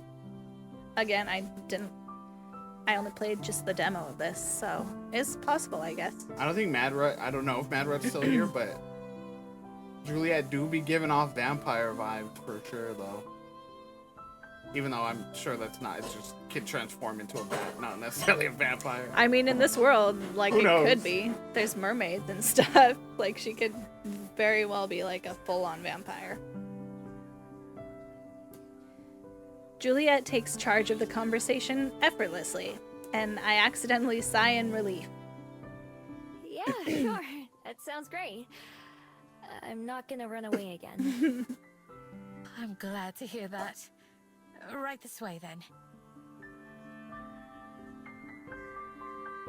Juliet leads the way down the hall and into one of the locked rooms. When someone's happy that you're not leaving. We enter a cozy little room with a table and a few chairs, as well as a fridge. The three of us sit down, although I move my chair so I'm not so close to the others. Can I get you anything to eat or drink, Miho? I shake my head. I'm hungry, but I'm way too nervous to eat. Juliet smiles in response to my answer, which came just a little too quickly to sound natural. By the way both she and Aspen are looking at me, I can tell they're expecting me to say something first. None of the words that I planned are coming back to me. What do people even say in a situation like this? The temptation to run away is overwhelming. The door just a few feet behind me. My knuckles whiten as I tightly clench my fists in my lap, pushing myself to resist the urge. I told myself that I'm going to take this chance. Even if it's the hardest thing I've ever done, I'm going to be honest with them. Well... Now playing a new chapter. I struggle to think of what to say. Juliet waits patiently, her eyes gazing coolly in my direction, more than directly at mine. Aspen soon grows restless, however, her expression clouded with concern. Sorry.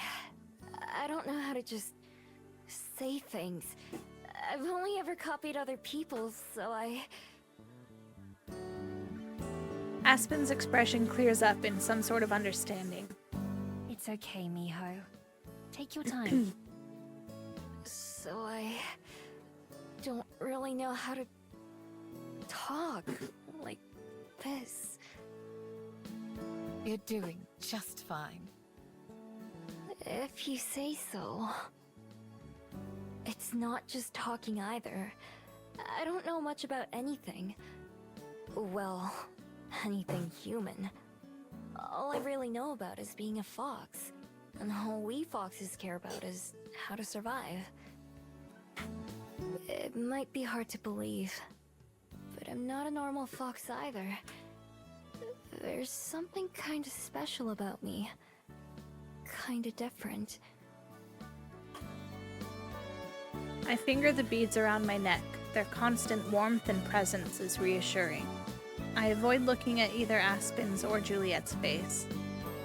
What else?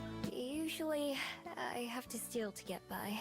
I don't just have to, I like to. I'm good at it too. That's how I ended up meeting Juliet. And the reason I'm so good at it is because I don't know why it happens, but Ever since I got my human form, everyone forgets me. Even the people who catch me stealing from them. After a day or two, I can walk right past their face and they wouldn't even recognize me. No one has ever recognized me. Until Aspen remembered who I was at the Bell House. I just started a poll. Episode 1 check-in, part 1 check-in. Who do you love? The options are Aspen, Juliet, old guy from Mountain, that cabbage thing, or fairy kiss chiller. Hell yeah. Put your votes into the poll now. Let us know. Let's see where everyone's allegiances lie. Rinks! Rinks, hello. Welcome on in. Things go well. We are nearing the end of our stream today. We're streaming Please Be Happy, a visual novel, and it's very sweet. We are enjoying our gay furry visual novel, absolutely. Yeah, it's like a fantasy world where some people are like part human, part like animals. There's like mermaids and a cyclops and like floating islands and an underworld. It's an interesting world. And as we wrap up, we put up our poll to see. So far, Juliet. Oh. I was certain it was going to be Aspen. I voted Aspen. Old guy from Mountain got a vote from, I assume, Ben. Honestly, it would be totally fair if this was just a 5-way tie. Oh, Aspen. Oh, gets another vote. 2 for Aspen, 2 for Juliet. Let's let Rinks. Okay. We'll continue the conversation. Hopefully, Rinks will at least get to see both of them. Yes. And make a knee-jerk reaction choice. It was such a shock that I ran away. That's what I always do. I was thinking about leaving Wellington forever, even though I just arrived a couple days ago. I'm still kind of tempted, but instead, I came back here. And that's it. There they are. There they are. Juliet is on the left. She is the keeper of the library. She offered us lodging. And Aspen And is Aspen a is a barista and barista. book reader. Yes. This is all we really know about her. Yeah.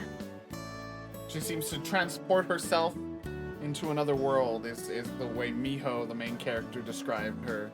Gets a faraway look as she reads books.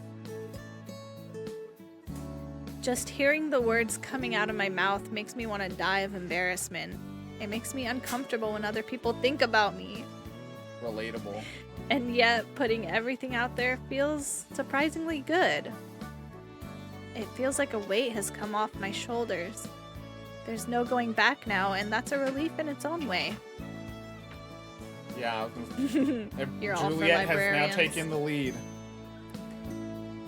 There is just something about her. So you're saying that you've never ever had a family? Or a friend? Nope, never. And not since I stopped being a regular fox, at least. Oh. I'm so sorry to hear that. Aspen's nervous breakdown the other day was what won me over to Aspen's side. This is a visual novel, but I don't think they even classify it as a dating sim, but I assume you can, go down either one path here, right? Yeah, maybe. Or maybe not. I guess I don't really know. I mean, there's 4 I read endings. that there's 4 endings, and that's all I really know.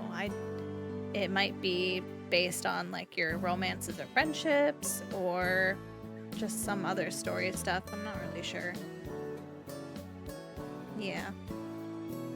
Yes, Aspen is wearing her cute little hat. We love her. Why?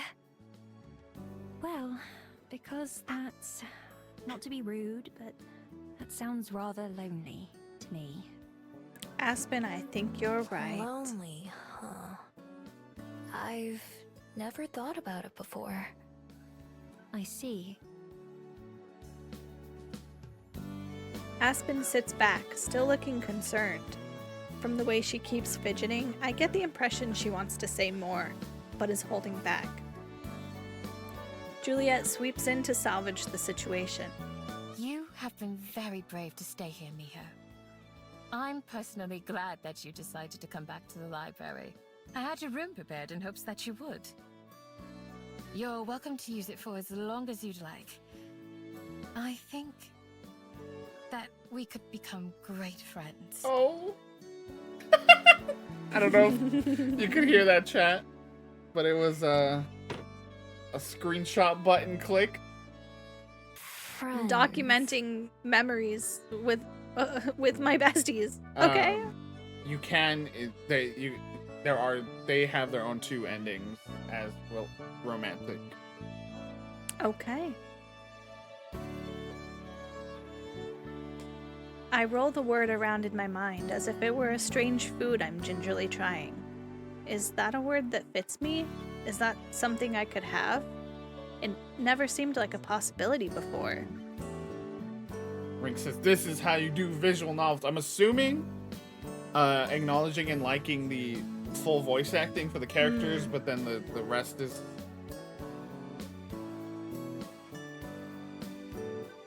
Check to see if there's a button to remove the text. What do you mean by that? Oh, so you can screenshot just the pictures. I think someone said, I don't know if... I'm just gonna try it. What? Oh no! How do I bring it back? Oh, Nate. Try just hitting enter. Or like whatever you're hitting. Nope. I pushed it again, yeah, it didn't... Here, let me see. I broke your game. No more story. There you go. You just click. No more story, gamers. None of what Juliet's offered me has. What? The poll has gotten another vote. Oh. It is now a tie for Aspen and Juliet. So valid. Right now, it feels like I'm standing at the end of one path and the beginning of another. I could turn around and go back the way I came. Back to the den and a life spent alone. I know that world. I've lived in it for so many years. But I can't just go back. Not now. Not when there can be something more. Something new. Everything could be different if I just let it. When I look at Aspen and Juliet, I can tell what they're hoping I'll say. I think I'd like that. Big smiles take over both their faces. Now this is one where you can hit H. If you want that. Fine. Yeah. You don't have to. Just if you want.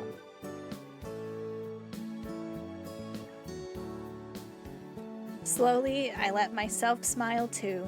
Well then, Miho. Welcome home. Oh! I cry? I cry? Wow. What a perfect first session. Yeah. Chapter 2, A Life Worth Living. Time for a collective cry, everybody? And look at this photo.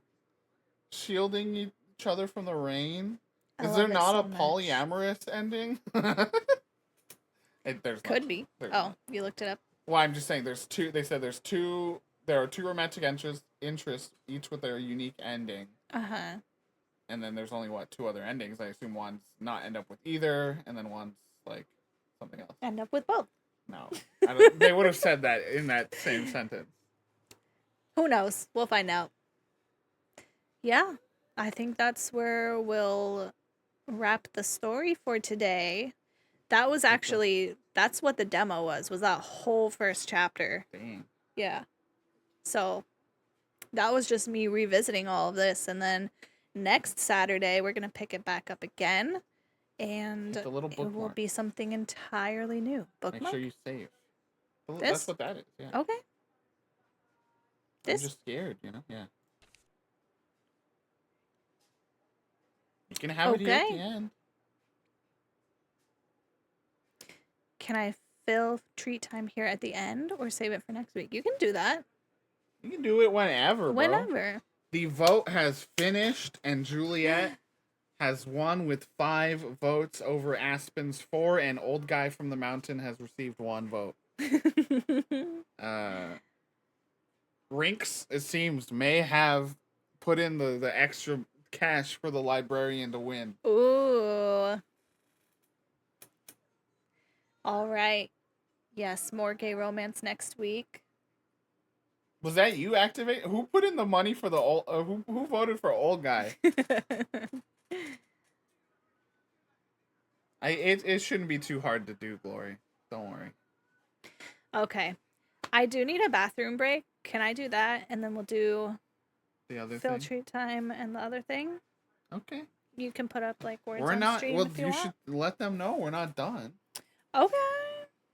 We're not done. We're not done. I just said that. Yes. Oh, Glory voted for both Juliet and Aspen. Yes. So I think that's what we'll do. We'll take a quick little break and then we will redeem Glory's Phil treat time, give you all a little Phyllis treat. And then we're going to do maybe like 30 minutes of a game called Wooloop. So that is like a crafting game that we got a code for after I wrote like a sort of a preview of it when it was available during the Steam Next Fest as a demo. And they sent us the review code being like, just Julie like wrote about it. unsolicited. They sent us that, so that was really nice because that's the first time that anything I've written has like, you know, got us that sort of relationship with devs or with a game. And I really loved that game, and they've made a lot of improvements since I played it before. It's coming out in like 5 days, 6 days maybe. So yeah, I'm just gonna do a little preview of it because it's fun, Until we it's meet chill. again, then. We'll just continue the chill vibes, and then we'll head out to eat some dinner. Well, do you want to switch to the screen for the leaving? Yeah. Do you want to do like words on screen? Words on stream? It's there. It's already there. It's preloaded, bro. Yeah, but I don't know how to Look at set this it up. chat. What do you think? This is our special... My special BRB screen. Fern's special BRB screen.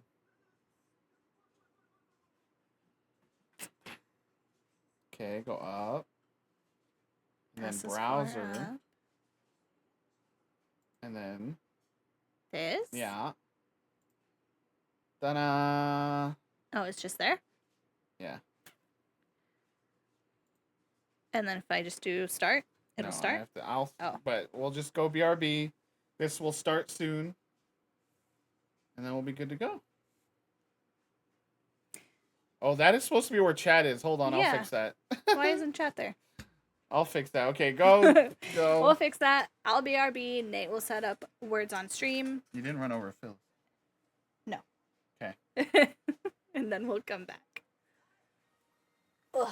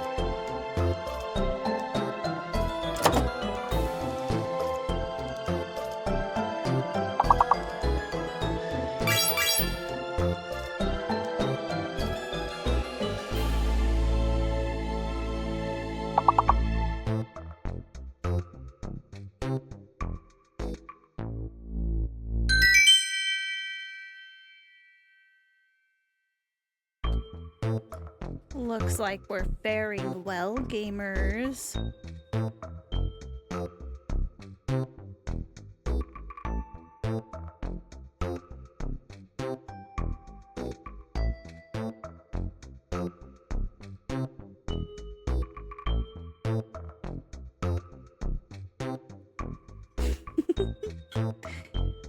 I've taken over, Nate.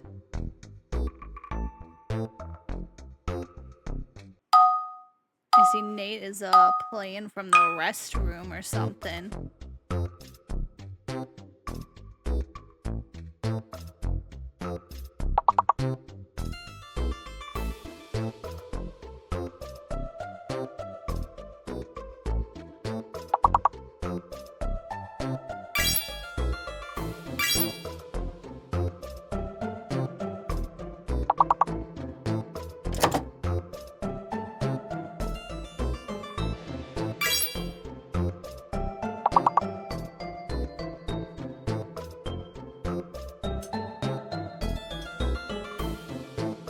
I think you're right. I think it's the V.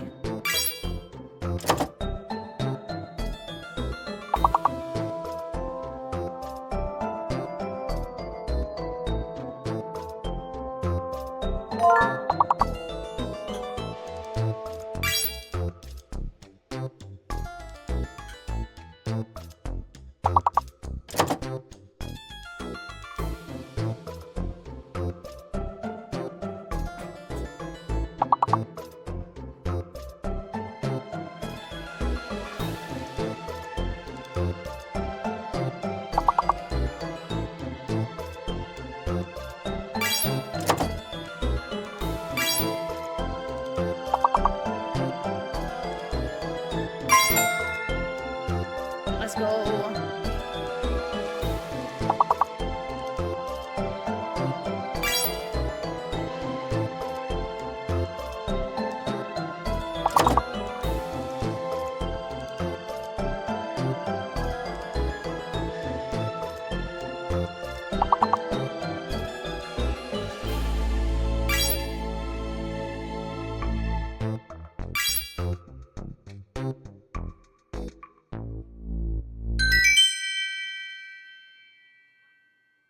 Good job, gamers.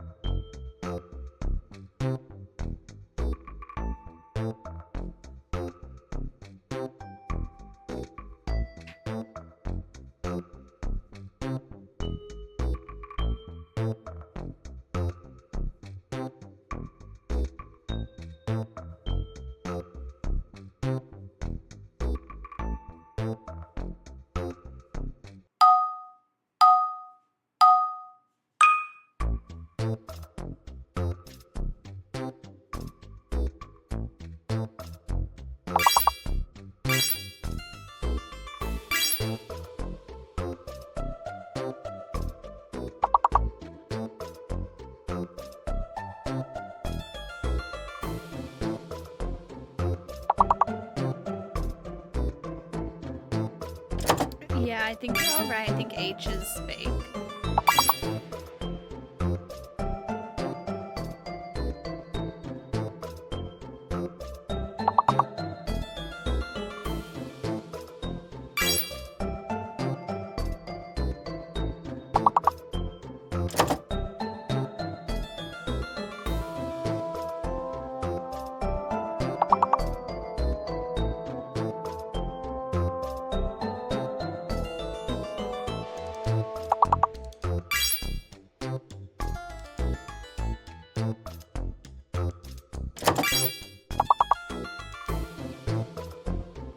Okay, it's the U.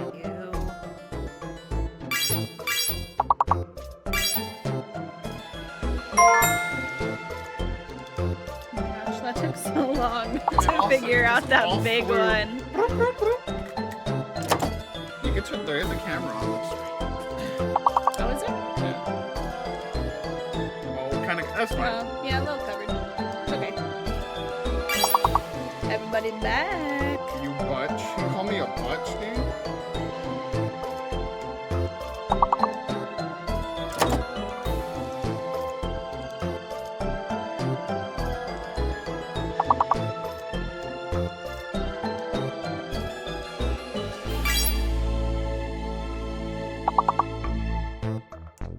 I think sometimes it gets confusing too because of the like. That's where it was coming from. No, it said it's muted. I muted it. No, I just muted it. No, it was. Well, even when you were turning it down, the little symbol had no volume. I know because I muted it first. It was coming out of there. You didn't hear it?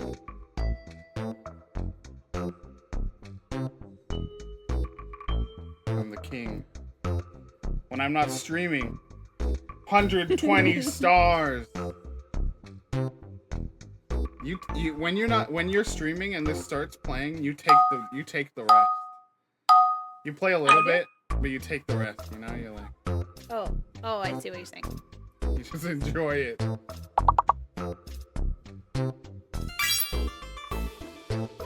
Cool. Stop.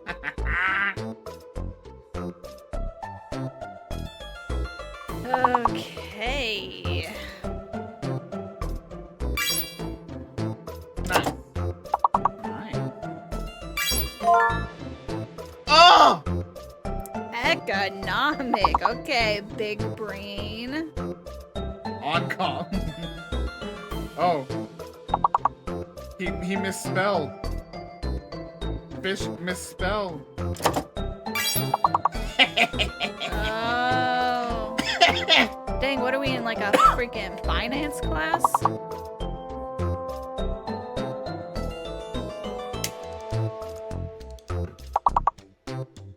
Cuomo, someone said.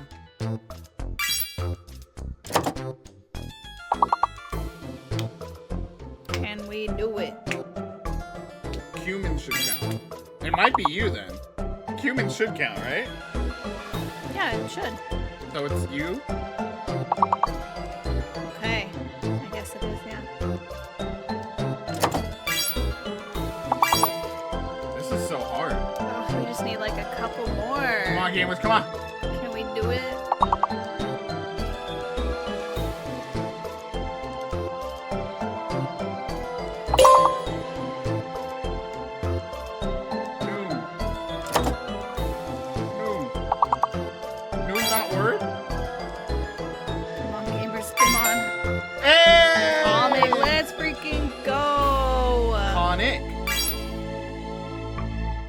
Just like that, we're in.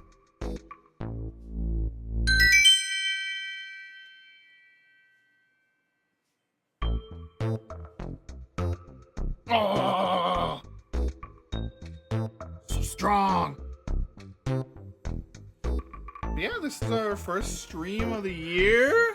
It is. BGG coming back in a big way. Hopefully, either next book club, or we might do an impromptu middle of the week stream. We'll have our game of the year reveal video in the works right now. You're excited? We finally picked. Okay. LARP. Me and Sam. Okay, well it might be one of those letters though. I mean, that might not be. Well, no, because I did heart. Oh, I see. So H might be the fake. Or one of the A's. No, because I guess, but heart would still count, because there are A's.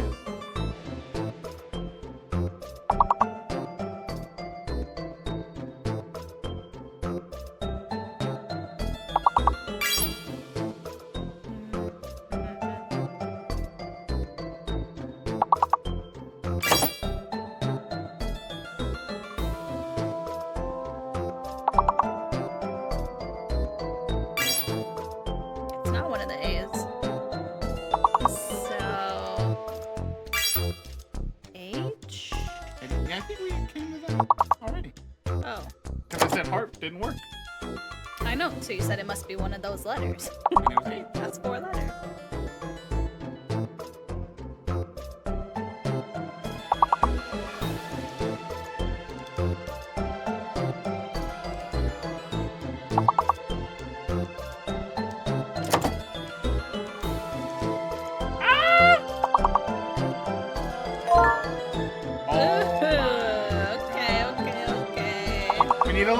Come on, chat.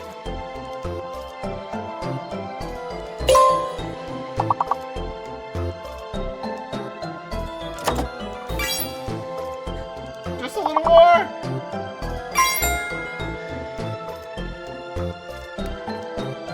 And I don't know if y'all noticed. Let's go. When we gamers. started, our level 20 streak was back. So it fully just fixed. It was just like broken before. Yeah. So it had reverted to level 16, I think, and now it's back to level 20. Let's go. Yeah. Get in our credit. We are trying to ramp back up with VGG. I won't necessarily... This was mainly to help Julie get comfy with streaming again that I was here. I won't necessarily... I will be in chat, obviously, for future streams, but I won't necessarily be sitting right next to Julie for future streams. So I bet you... Well, no, you wouldn't, because you know I'm always over here being a backseater, as you say. I was kidding. Man.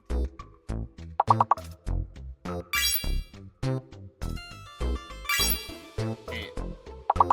MLINT is good. G is good.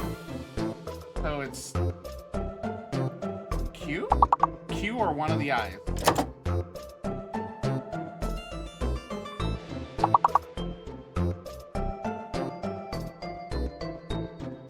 The secret letter is not S.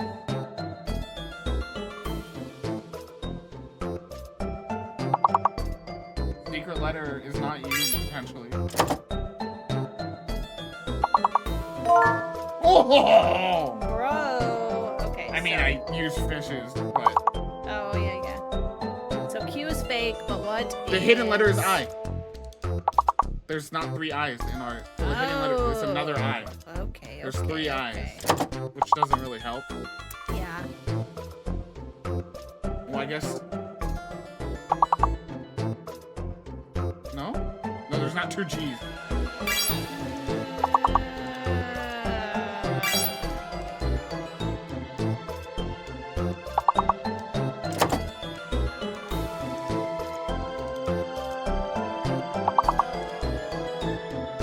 Shit.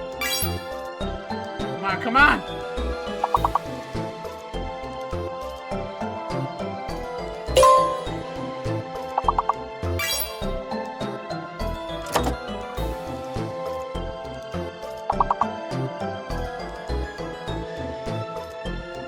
Come on! I have nothing. Oh! Oh. Glory. Did that do it? Oh my god, glory. Saved us with 1 point to spare. The drama of it all. Like I can't take full credit for getting limiting. But in the mean streets of words on stream, you take what you can get. You know? And I got like nothing. Literally, I got nothing that round. Yeesh.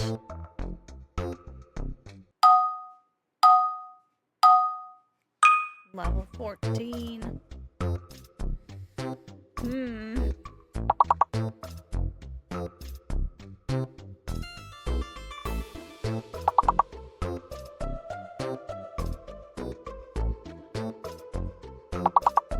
Oh, this is hard.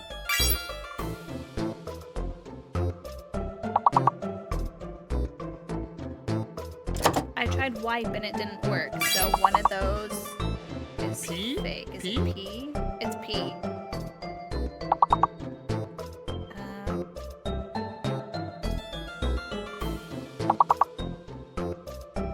It's P. It's P.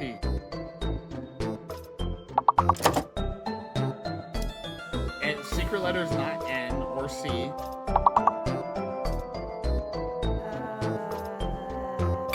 It's S. Secret letter's S. Okay, gamer.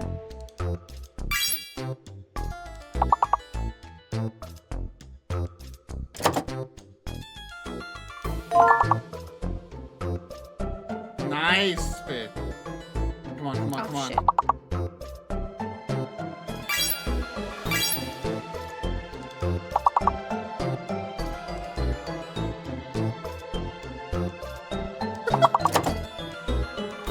Wait. Good, yeah. Ah!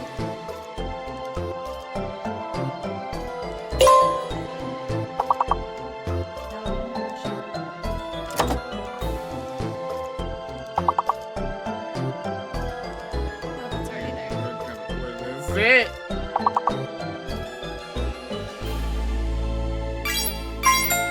Oh! Oh my god, gamer. Me and Fish with yikes and whys.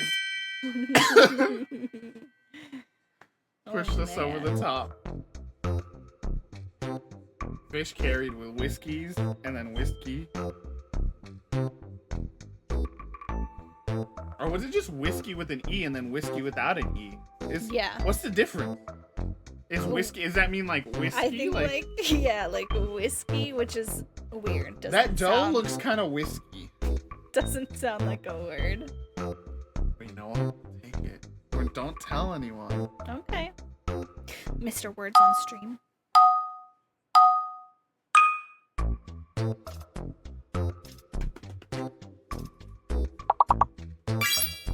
Okay, secret letter C. Oh, let's freaking go. Secret letter is C.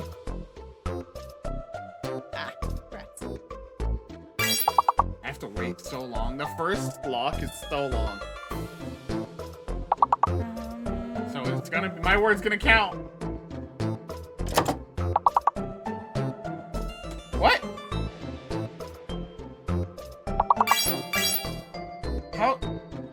How's Lacey not work? Is Lacey just... Oh. Yeah. Might be. Whiskey is from Ireland. Whiskey is from Scotland. Fascinating. It is. Oh.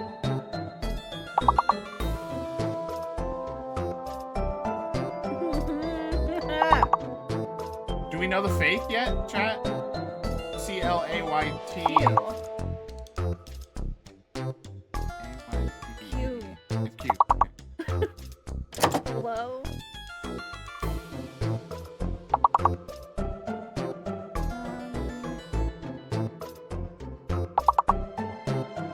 Heck. Spelled different.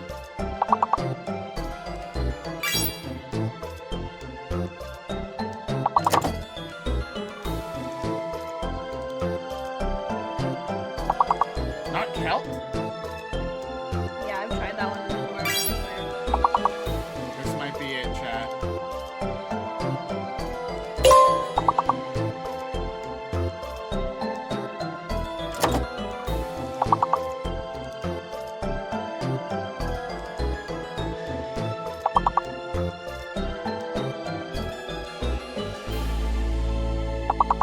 Too far. It was It's not gonna. just a weird group of letters. Yeah. You know, I think the reason they don't show you all of them is there's chances you get those same letters again and they don't want you to just know all the answers. Yeah, we've gotten repeats before. If you fuck up, they want you to fuck up again. GG, level 15, not bad. Not bad. It's just so hard. We just got so lucky when we got to 20 that we were able to keep stacking wins with the hidden letter. And what did it eventually do? What was the level up after that that made it even... Oh, that answers were hidden. So you couldn't even source from what everyone else had said. Yeah. It exited. They were hidden for like a certain amount of time, and then they revealed. Still level 20. You can close it. I just close. Like the whole window. This? Oh. You can just make that go away. Alright, we'll take a second here to get ready for our next segment. We don't have an image. It's going to have the please be happy image unless you want to quickly grab that from Google. I was going to tweet really quick. Tweet away, my friend. Oh, the chair just farted. It do be doing that. How's everybody? How's everybody's night?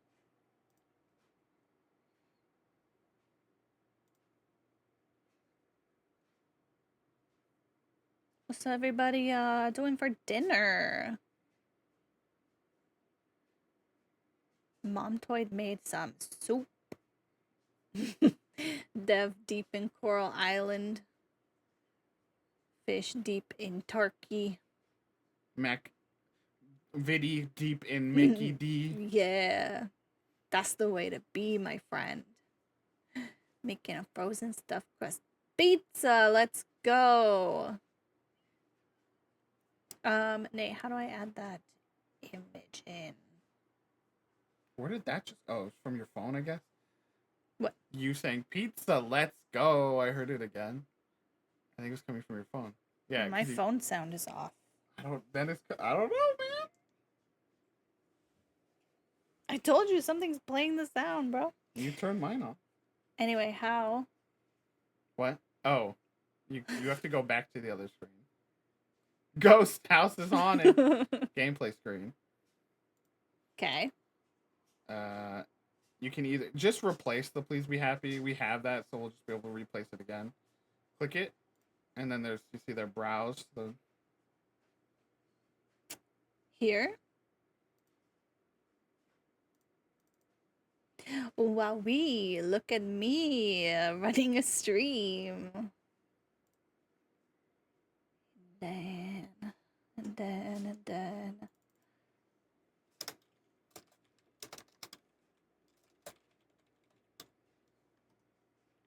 There it is.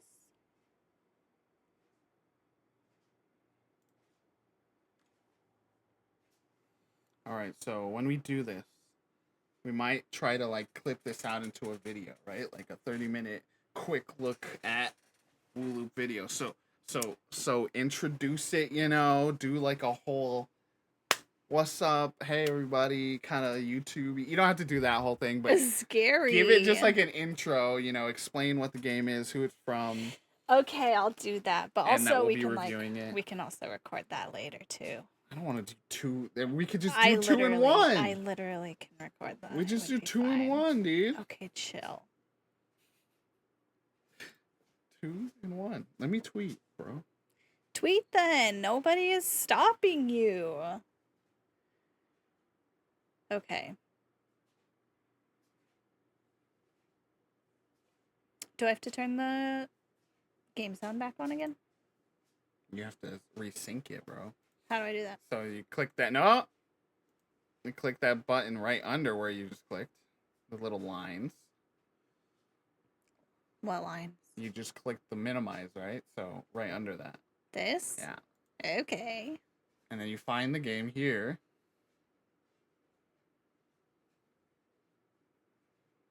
And then click the top one and change it to Wavelink Game.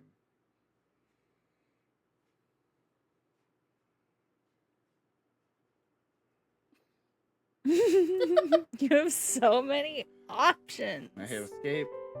My lord. It is now coming through. Let us know, chat, if it sounds okay. Now go back to OBS. We don't have any visuals. Click on game capture.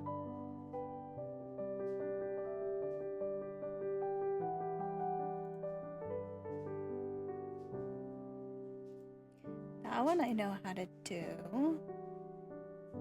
Yay! Okay, but why? Where did my stuff go? You're on chapter 2. I know, I did all of these last night. Well, maybe it's counting. It says 62. I think it just But usually it shows them. I think it's just because it's the first time I've booted up the game. Rats. Yes, it's just because it's the first time I've booted up the game. It doesn't know. Should we just go all in? Go do the world map? Oh my gosh. You don't have to. Oh my god, no, that would take so long. Okay. Let me get this tweet out.